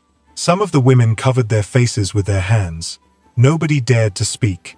The words "go and die somewhere else" hung in the air, and everyone's eyes slid toward Baba Kayode, because everyone remembered whose words those were. I sat in your market and I thought, good, Folashade went on, let it fall. These people deserve their bulldozers. I will build my mall and I will not lose 1 minute of sleep. That is what I thought. Sitting in your dust with your curses in my ears. That is what you taught me to think. She let the silence stretch until it was unbearable. But, Folashade said, and here her voice changed again, and the coldness melted away, and something warm and trembling came into it. Something that no one who heard it would ever forget. But there was one. She turned, and she looked directly at Azin. There was one person in this whole market, she said, who did not chase me away. One person, who, when everyone else covered their noses, and pointed and laughed, looked at a filthy old beggar, and saw a human being. One person who fed me, not with scraps, not with leftovers, not with the burnt rice from the bottom of the pot, but with the best food she had, the same full plate she sold to paying customers, with the good meat from the top of the pot, given with 2 hands, the way you give to an elder, with a kind word and a clean plate that she washed twice, every single day, at 1 o'clock, for 3 weeks. She began to walk toward Azin, slowly, through the mud, and the crowd parted before her like water. This girl, Folashade said, her voice growing thick, fed me every day, even when I could see with my own eyes that she herself was struggling. I watched her count her money when she thought no one was looking. I watched the moneylender's boy come on his motorcycle and take nearly everything. I watched her landlord threaten her in front of everyone, even when her own customers were few, even when the other vendors mocked her and called her mad and called her a fool for it. She never once asked me for anything. She never once expected anything in return. She could not have expected anything because she thought I was nothing, a poor, mad, homeless old woman who could never repay her. And still, she was kind. And when an Okada nearly killed me in this market, and a woman screamed at me for her tomatoes, this girl left her pot, and lifted me from the ground with her own hands, and paid for the tomatoes with money she did not have. Folashade stopped in front of Azin. The 2 women stood face to face, the billionaire in her gold and lace, and the poor vendor in a borrowed wrapper with mud on her feet and tears on her face, and between them, invisible, 21 plates of rice. And then, Folashade said softly, so that Azin could barely hear her over the pounding of her own heart, on the last night, in the rain, when they were about to destroy her stall, and she had lost everything in this world, this girl had 1 single plate of food left. Her own dinner. She had not eaten all day. I heard her stomach cry out, and when I appeared, cold and hungry, she stood up, and she walked into the rain, and she gave it to me. Her last plate. Her only food. She gave it away with a smile, and then she invited me to share her room. Folashade's own eyes were shining now, and her voice shook, gold bangles trembling faintly on her wrists. She said to me, "We are all in God's hands. Today it is my turn to give. Maybe tomorrow it will be my turn to receive. Who knows? She reached out and took Ezin's trembling hands in her own gold-covered ones, and her hands were warm, and they were the same hands, Ezin realized, the same fine long fingers that had taken the plate in the rain. "Well, my daughter," Folashade said, "tomorrow has come, and it is your turn to receive." Ezin could not speak. She could only look into the face of the woman she had fed, the woman she had pitied, the woman she had comforted in the rain and offered her own mat to, and now she saw that this same woman held her whole life in her hands, and had crossed the city in a white car to hold it gently. The tears poured down her face, and she opened her mouth, but no sound came out. Behind her, the whole market watched in stunned and total silence, waiting to see what the Queen of Apex Holdings would do next. Folashade held Ezin's hands for a moment longer, and then she let them go gently. She turned around slowly to face the crowd, and when she turned, the softness left her face, and something hard and cold came into it once more, and the whole market felt the temperature of the morning change. Her eyes settled on Baba Coyote. The landlord had been standing there the whole time, his mouth slightly open, his fine agbada now damp with sweat despite the cool morning. When Folashade's eyes landed on him, he flinched as if he had been slapped. "You," Folashade said, "come here." Baba Coyote did not move at first. His legs did not seem to be working. One of the men in dark suits took a single step in his direction, and that was enough. Slowly, the landlord shuffled forward through the mud he had been so carefully avoiding all morning. His head bowed, his hands twisting together in front of him. "Madam," he began. "Madam, please. I did not know. If I had known who you were, if you had known who I was." Folashade cut in sharply. "That is the problem, is it not? That is the whole disease, in one sentence. If you had known I was rich, you would have licked my shoes. You would have carried me on your back through this mud, and sung praises while you did it. But because you thought I was a poor old beggar, you did not even see me. I passed through your presence many times these past weeks. Do you remember what you did?" Baba Coyote swallowed hard. His eyes darted left and right, looking for rescue, and found none. "Madam, I meet many people. I cannot." "Then let me help your memory," Folashade said. "One morning, 12 days ago, I was sitting by the road, near the junction, resting my legs. You were walking past with two of your friends, laughing about the money that was coming to you. And you saw me sitting there, and you kicked dust into my face, deliberately. And you said, and I will quote you exactly, because I have carried the words with me, 'Get away from my property, you dirty thing. Go and die somewhere else. You are spoiling the look of the place.' And your friends laughed, and you walked on. Do you remember now?" The crowd murmured, a low dark sound. Baba Coyote's face crumpled. He remembered.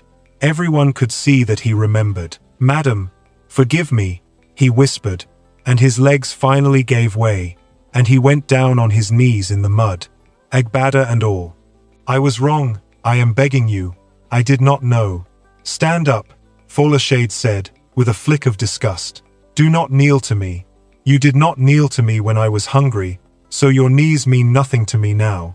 Stand up like a man, and hear your account." He stood, swaying, mud on the cream cloth. "That is exactly it," Folashade said. "You did not know, and so you showed me your true face. Listen to me, all of you, because this is the only sermon I will ever preach in my life. A man's true character is not what he shows to the powerful. Anyone can bow to power, even dogs can do it. A man's true character is what he shows to those he believes can do nothing for him and nothing to him. And you, Baba Coyote, when you believed I could do nothing, you showed me a heart with no mercy in it at all. Your father held this land like a shepherd, you held it like a trap." She let those words hang in the air. Baba Coyote had begun to shake. "Yeah, busy," in the crowd, said God, very quietly, and it did not sound like an exclamation. It sounded like a witness signing her name. Then Folashade raised her hand, and one of the men in dark suits stepped forward at once, holding a slim leather folder. She took it from him and opened it. All business now, and this, the vendors would say afterward, was somehow the most frightening thing of all. The speed with which the fire in her became procedure. "Now," she said, "let us talk about what happens next. First, these machines." She waved a hand toward the two great yellow bulldozers. She looked at the drivers, and then at the security leader with the scarred eyebrow. Shut them down, everyone, and take them away from here. There will be no demolition today. There will be no demolition tomorrow. There will be no demolition at all, until I say so, and I have a great deal to say. Yes, madam, the security leader barked, and he spun and began giving orders with the relief of a man handed back solid ground. The bulldozer engines coughed and died, one after the other, and a great silence fell where their growling had been, and then a ragged cheer went up from some of the vendors, quickly hushed, because they were still afraid, because joy that comes too suddenly is hard to trust. Folashade turned back to Baba Coyote. Now you, she said, you sold this land to my company, the papers are signed, the money, a very great deal of money, is in your account. Is that correct? Yes, madam, he said, barely able to speak, and somewhere in his eyes a desperate arithmetic was running. She cannot take it back, can she? The papers are signed, the papers are signed. You will keep the money, Folashade said. Baba Coyote looked up, stunned, a flicker of hope catching in his eyes like a match. But, she went on, and the match went out. Hear the rest. You will never again set foot on this land, or on any property connected to Apex Holdings, for as long as you live, and my company's property, you will find, covers more of this city than you can imagine. You will not manage anything here. You will not collect 1 naira from anyone here, ever again. Your days of squeezing rent out of struggling people, of feeding on widows and orphans like a vulture in a green shirt, are over. You have your money. Take it and go, and let it be the last thing you ever gain by cruelty. Because I promise you, I will be watching. My lawyers will be watching. And Lagos is not as big as you think. People like me, we talk to one another. One phone call from me, and you will discover how small this city can become for one man. Do you understand? Baba Coyote nodded quickly, tears of shame and fear running openly down his face now. I understand, madam. Thank you, madam. Thank you, thank you. Do not thank me, she said coldly. I am not being kind to you. Kindness is what that girl showed me. This is not that. I am simply not being as cruel to you as you were to me. There is a difference, and I want you to go home and think about it for the rest of your life. Now step back. He stumbled backward into the crowd, and the vendors moved away from him as if he carried a disease, opening a circle of empty mud around him, and Baba Coyote stood alone in it, a broken man, the great and feared landlord of the market, now smaller than the smallest beggar he had ever chased. Folashade turned to the site managers, the men from her own company who had come in the white pickup to oversee the demolition. 3 of them stood together near the SUVs in their hard hats, looking very nervous, and with good reason. And you, she said, you are my people. You wear my company's name on your vehicle. Which of you was in charge of this operation? One man stepped forward reluctantly, a tall man with a clipboard he was now holding like a shield. I was, madam, Engineer Dele. Madam, we were only following the approved schedule. The paperwork was perfect, Folashade said. I have read it. Nothing in my company moves without paper, and your paper was clean. It is not your paper I am here to discuss, Engineer Dele. It is your mouth. His face went stiff. I have been coming to this market for 3 weeks, dressed as a beggar, she said. In that time, I sat many days near where your survey team was working, close enough to hear. Old women are invisible, engineer. You should remember that. I heard your men talking.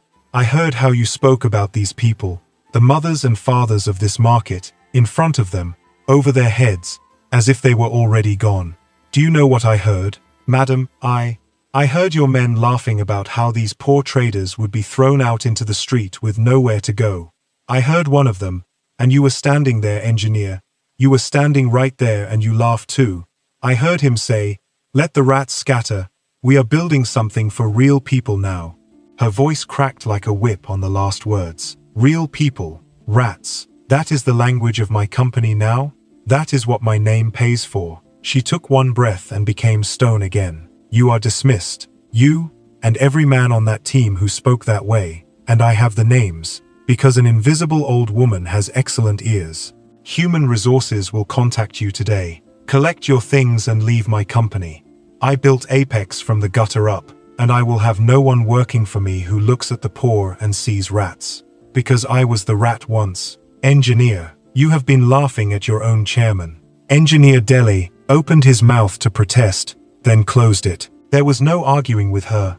Everyone within 100 meters could feel that. He nodded stiffly, took off his hard hat for some reason no one could explain, and stepped back, his career over in a single morning.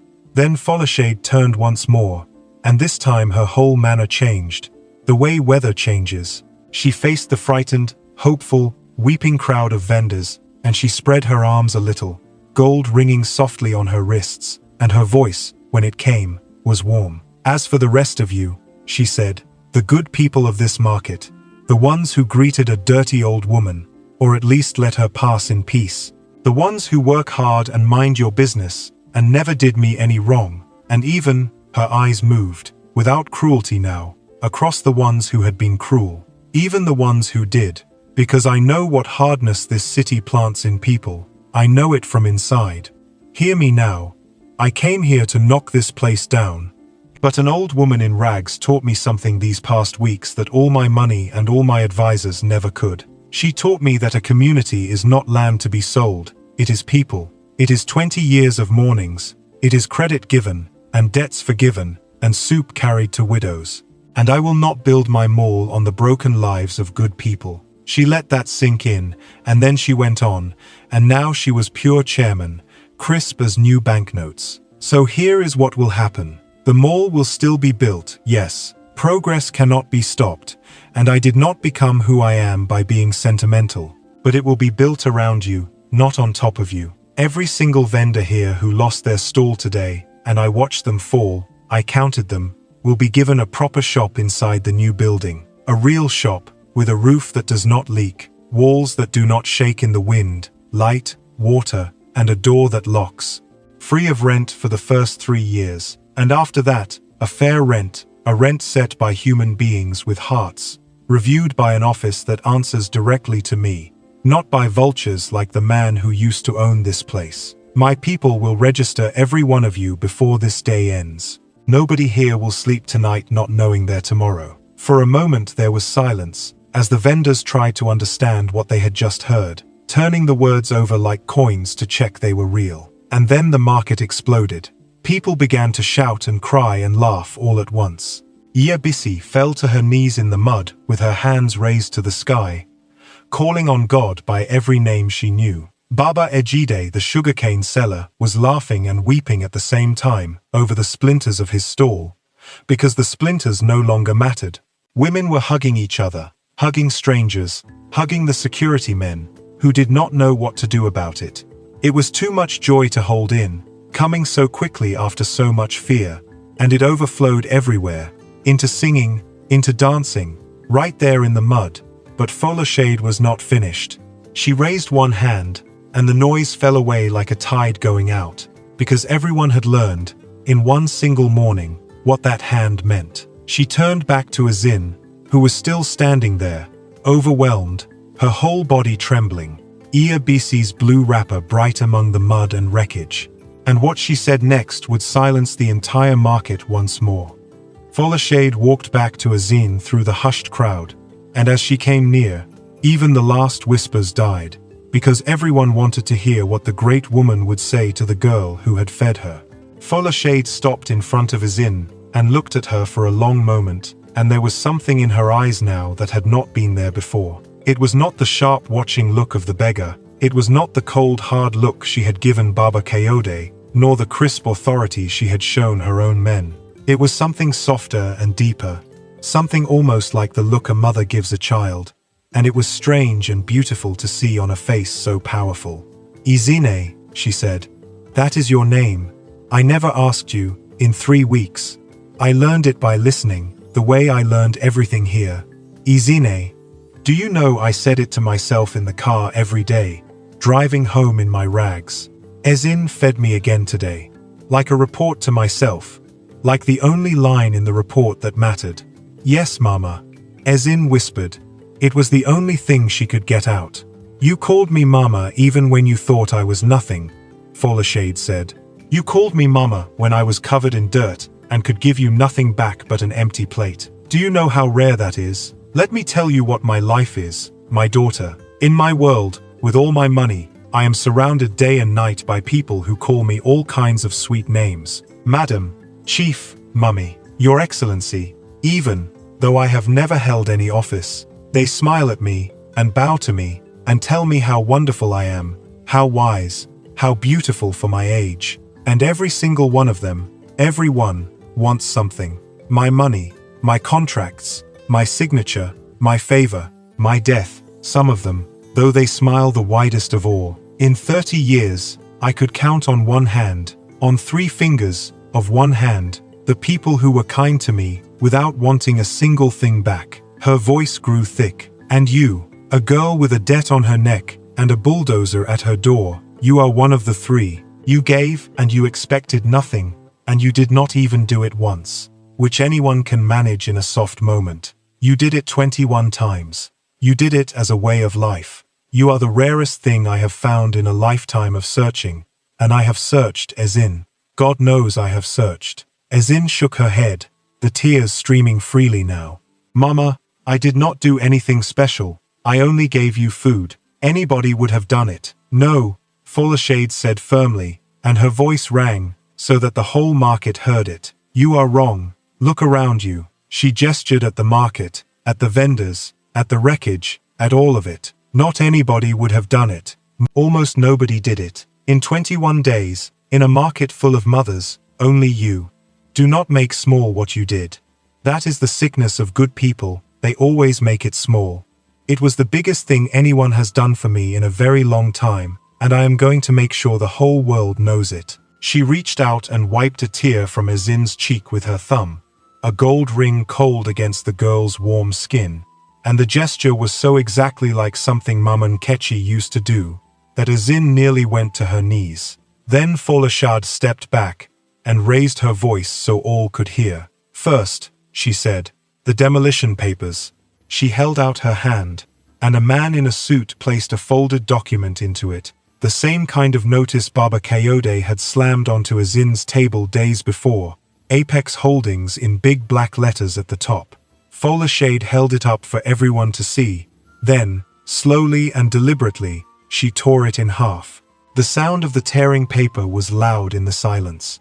Then she tore it in half again, and again, until it was nothing but small white scraps, which she opened her fingers and let fall, fluttering down into the mud of Ikorodu like tired birds. That paper is dead, she said. It will never rise again. The crowd roared. She waited, patient as stone, until the roar spent itself. Second, she said, turning to Ezin. This spot, this stall, your mother's stall.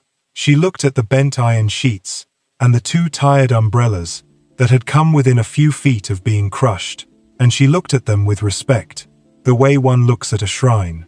It will not only be saved, it will be transformed.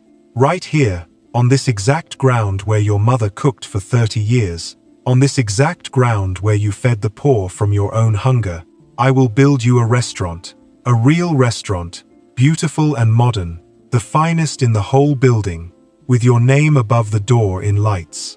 And every cost, every single naira, from the foundation to the last teaspoon, will be paid by Apex Holdings. Your mother cooked here, you cooked here, and now the whole city will come here to eat your food, and they will park their big cars where the bulldozers stood today. Ezine pressed both hands over her mouth, shaking her head slowly, not in refusal, but in disbelief, because the words were too big to fit inside her. A restaurant, her own restaurant, with her name in lights, on the ground where her mother had struggled and hummed and died in debt. Mama, it is too much, she managed. It is too much. It is not enough, Folktales said, but I am not finished. She took Ezin's hands once more, both of them, and this time she gripped them tightly, and she looked deep into the girl's eyes, and when she spoke again her voice had dropped, had become almost private, though the whole market strained to catch every word. A restaurant is a small thing, she said quietly. Money is a small thing, I have enough of it to know exactly how small it is. I want to tell you something now, Ezin, and I want you to listen to me carefully, because it is the most important thing I will say today, and I have never said it to any living person. The whole market leaned in. Even the wind seemed to hold still. I am an old woman now, Folktales said. I have more money than any person could spend in 10 lifetimes. I have companies in this country and in other countries. I have houses I have never slept in cities I have never visited. I have everything that money can buy, and I have learned, slowly, the way one learns the hardest lessons, the exact list of things it cannot. She paused, and something moved across her face like a cloud across the moon. I have no children. My husband died 14 years ago, and God, in his wisdom, which I have quarreled with many nights, never gave us a child. And so all these years, I have built and built and built, and always, in the back of my mind, in the quiet of my big empty house, there has been one question that all my money could never answer. Who is it all for? When I am gone, who will hold what I built? I have nephews and cousins who circle me like vultures, who telephone me only on my birthday and visit me only when the doctor's name appears in my diary, waiting for me to die so they can tear my life's work into pieces and scatter it. Not one of them has ever cooked for a stranger. Not one of them would have given a beggar a plate of rice. Not one plate, not once, not if heaven itself sent the beggar to their door. She squeezed Ezin's hands harder, and now the tears stood openly in the great woman's eyes, and she let them stand, before the whole market, unashamed. Then I met you, she said, filthy, invisible, hungry. I sat on your bench, and you washed a plate twice for me. And for the first time in years, Ezin, I felt something I had almost forgotten how to feel. I felt hope. I looked at you, this girl with nothing, feeding me out of a heart so clean, it made me want to weep into my rags, and I thought, there she is. There is the person I have been searching for in every boardroom, and every family gathering, and every church pew for 20 years. There is someone I could trust with everything I have built, not because she is clever, though I have watched you work, and you are clever, not because she is beautiful, though you are, but because she is good. Because she is good in the rain, at night, in secret, when there are no cameras and no rewards and nothing to gain, when goodness costs her her own dinner. That kind of goodness cannot be taught and cannot be bought and cannot be faked for 21 days in a row. I know. I have watched people try to fake it for me all my life. Ezine was openly sobbing now, and so were half the women in the market, and more than one of the men in dark suits was looking very hard at the horizon. Ezine, Folktales said, and her voice trembled and held, I am not only going to build you a restaurant, I am asking you for something much bigger. I am asking you to let me take you under my wing, to come and live under my roof, to let me teach you everything I know, the businesses, the buildings, the books, all of it, and to stand beside me and learn, and one day, when I am gone, to carry it all, and to carry it the way you carry a pot of rice, with both hands and a clean heart. I am asking you, if you will have a stubborn old woman who came to you in rags, to be as a daughter to me, the daughter I never had, the daughter I stopped praying for, until you fed her prayers back to life at 1 o'clock in the afternoon. The market was completely silent. Somewhere far off a bus horn sounded, and it seemed to come from another world. Ezin could not speak. She looked at this woman, this impossible woman who had entered her life first as a beggar and now as a queen, and she thought of her own mother, gone 2 years, and of the empty room and the empty pot, and the nights she had prayed into the darkness and heard nothing back, and had concluded, quietly, without ever saying it aloud, that God had lost her address. And she understood now, standing in the mud with her 2 bags at her feet, that all along, even in the darkest of it, even last night in the rain with her last plate in her hands, she had not been forgotten at all. The answer had been sitting on her bench for 3 weeks, eating her rice, learning her name. She looked at Iabisi, because she needed one familiar face, and Iabisi was nodding through her tears, nodding and mouthing go, my daughter, go. Ezine fell forward into Folashard's arms, and the older woman caught her, strong as iron under all that lace, and held her tight, gold and jewel pressed against a borrowed wrapper, and muddy cheeks, and the two of them wept together in the middle of the market while the whole crowd cheered and cried around them. And the sound rose over the wreckage and the silent bulldozers and rolled down the Ikorodu road like something set free. "Yes, Mama," Izin finally choked out, into the fine lace shoulder. "Yes, yes." Folashade held her and stroked her hair, exactly the way mothers do, as if she had been practicing all her life for someone who never came. "Then come," she said gently at last. "Come, my daughter, you have cooked in the mud long enough." And she took Izin by the hand, and she led her away from the ruined stall, through the parted, singing crowd, past Blessing, who reached out and touched Izin's arm, and whispered, "Forgive me." And Izin squeezed her hand once, because there was no room left in her for anything but forgiveness. Past Iabisi, who kissed her forehead and blessed her in a rush of words. Past Baba Kayode, standing alone and unlooked at in his circle of mud. Past the two frozen bulldozers, to the pristine white Rolls-Royce waiting on the road. The driver, Emeka, opened the door, and he was smiling now, openly, the careful mask gone, and Izin understood that he had known everything, all along, all those 1 o'clocks. "Wait," Izin said suddenly. "Please. My bags, my mother's pot is inside." Folashade laughed, a real laugh, rich and deep, the first anyone in that market had heard from her. "Emeka," she said, "the lady's luggage, and handle the striped one gently. It is carrying the most valuable thing in this whole city." Folashade guided Izin into the soft leather seat, and then climbed in beside her, and the door closed with a solid, gentle sound, shutting out the noise of the world. As the convoy pulled slowly away through the mud, Izin looked out through the window at the market that had been her whole world, at the faces of the vendors who had mocked her now waving and dancing, at Baba Kayode small and defeated in his ruined Agbada, at the spot where her mother's stall still stood, saved, with its two tired umbrellas leaning together like old friends. She pressed her hand against the cool glass, and she made a silent promise to her mother that she would never, ever forget where she came from. Beside her, softly, Folashade said, 1 o'clock. Izin turned. "Mama, it is nearly 1 o'clock," Folashade said, and there was mischief in her eyes, under the tears. "For 3 weeks, at 1 o'clock, you fed me. So, as your first lesson in business, let me teach you the law of seasons. My daughter, everything turns. Today, at 1 o'clock, I am taking you to lunch." 1 year later, the sun rose over the ocean, and its light came pouring through the tall glass windows of a penthouse high above Victoria Island. Izin stood on the balcony in a soft robe, holding a cup of tea, looking out at the water far below. Boats moved slowly across the blue, and the great buildings of Lagos rose up all around, shining in the morning light. The air up here was clean and cool, so different from the smoke and dust of Ikorodu. Sometimes, on mornings like this one, Izin still could not quite believe that this was her life now.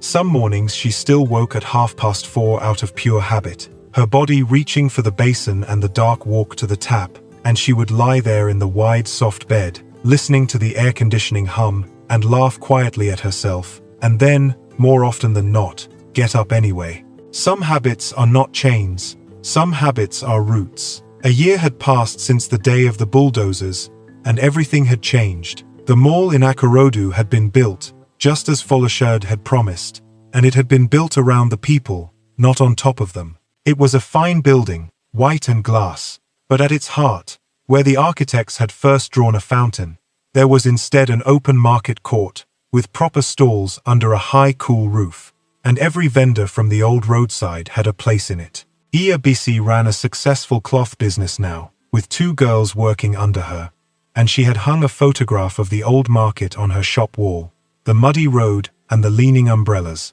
so that customers would ask about it and she could tell the story.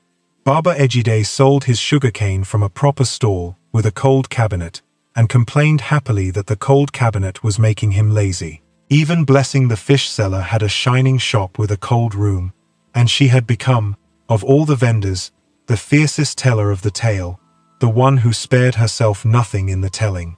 "I threw words at that woman like stones," she would say to anyone who listened. I called her a ghost. Me, let me tell you what happened so that you will never make my mistake. They all told it, all of them, to their children and their customers, and their children told it to their friends, until the story of the beggar who became a queen was a kind of legend in that part of Lagos, and mothers used it to end quarrels. Be careful how you treat people.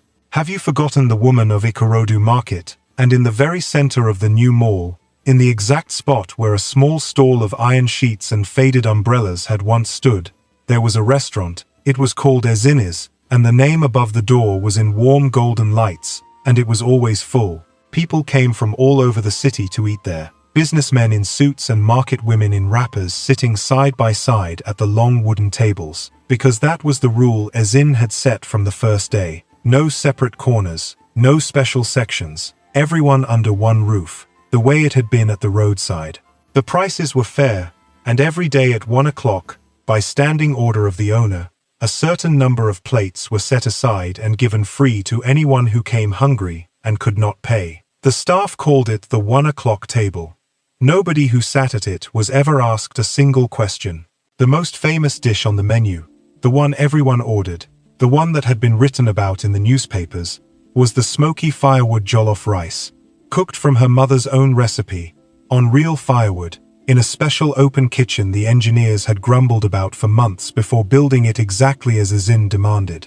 A framed photograph of Mama Nkechi, laughing in her church dress, hung where every customer could see it, and under it were painted the words, "You never know who you are feeding." Fola Shade had kept every promise she made that day, and more. She had taken Ezin into her home and into her heart, and she had taught her everything. For a whole year, Ezin had followed the old woman everywhere, into boardrooms and banks and building sites, learning how the great company worked, learning to read balance sheets the way she had once learned to listen to fire, learning to speak to powerful people without fear, and, harder still, to disagree with them without trembling. It had been hard, so hard, and there had been many nights when Ezin had cried into her pillow, sure she was too simple, too poor, too uneducated for this world of glass towers and long documents. But Fola Shade had never let her give up. "You think you are not clever enough," the old woman had said one night, finding Ezin in tears over a stack of contracts at 2 in the morning. "But you are wrong. Cleverness can be taught. I have bought cleverness by the ton. It is the cheapest thing on the market. Anyone can learn to read a paper. What cannot be taught is the thing you already have. A good heart. A heart that will not cheat, will not steal, will not step on others to climb higher. Not even when it is easy, not even when no one would ever know. That is the one thing in this whole business that money cannot buy.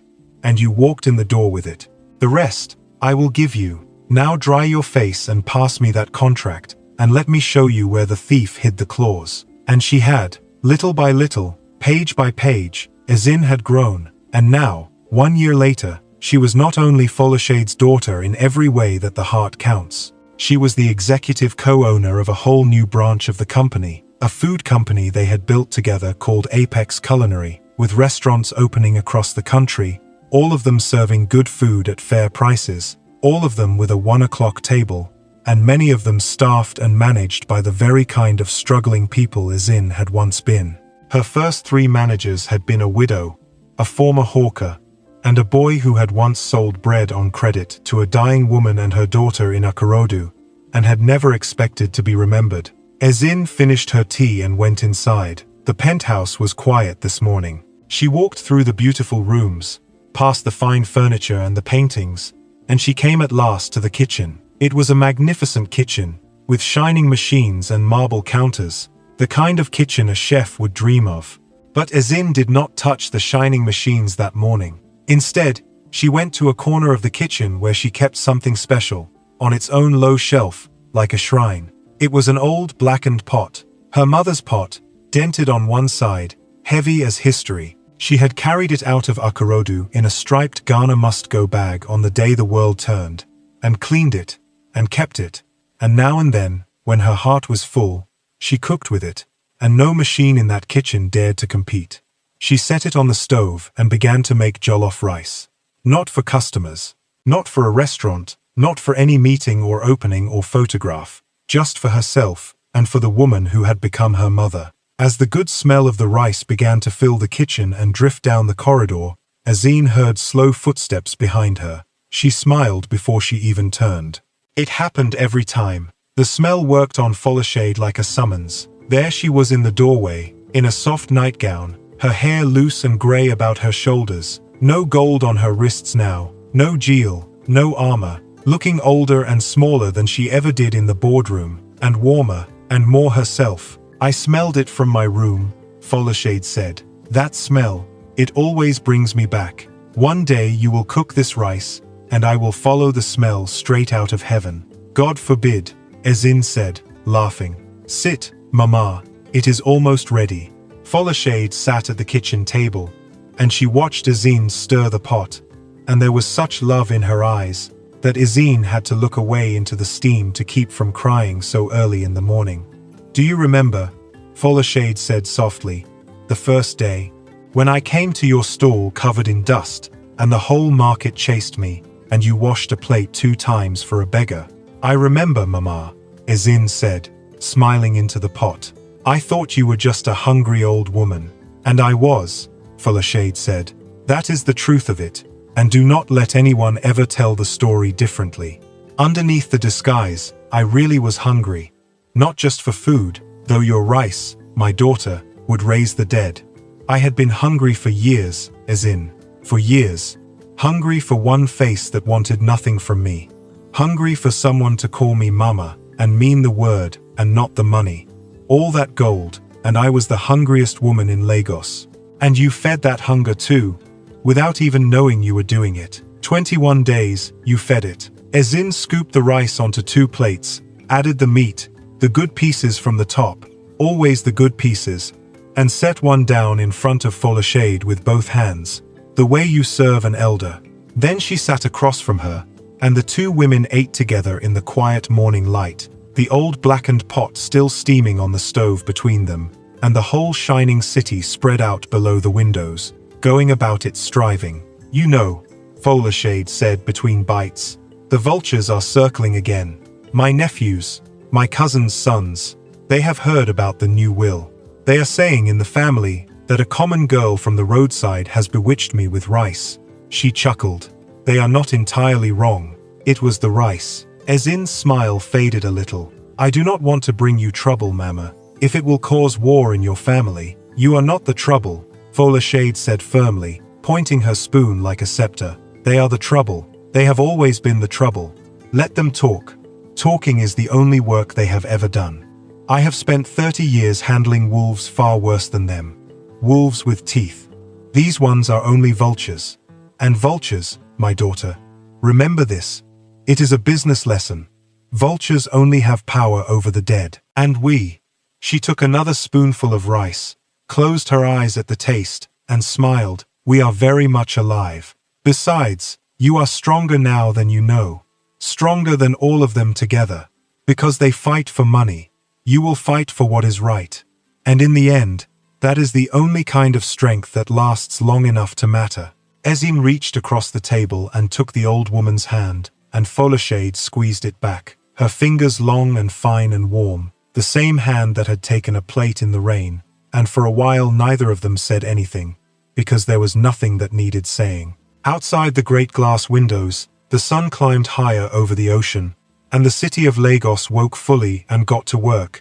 Millions of people striving and struggling and dreaming, hawkers lifting their trays, Okada engines coughing to life, market women in 100 markets fanning 100,000 fires.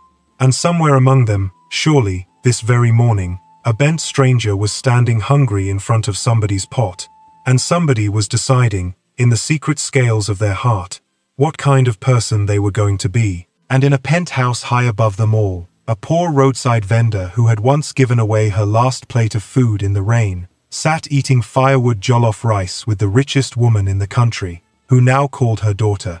Azine looked at her mother's old pot, black from 30 years of firewood smoke, sitting there quietly among all the fine and expensive things, outshining every one of them, and she understood at last what her real mother had tried to teach her all those years ago, humming over the flames at dawn. It was not about the rice.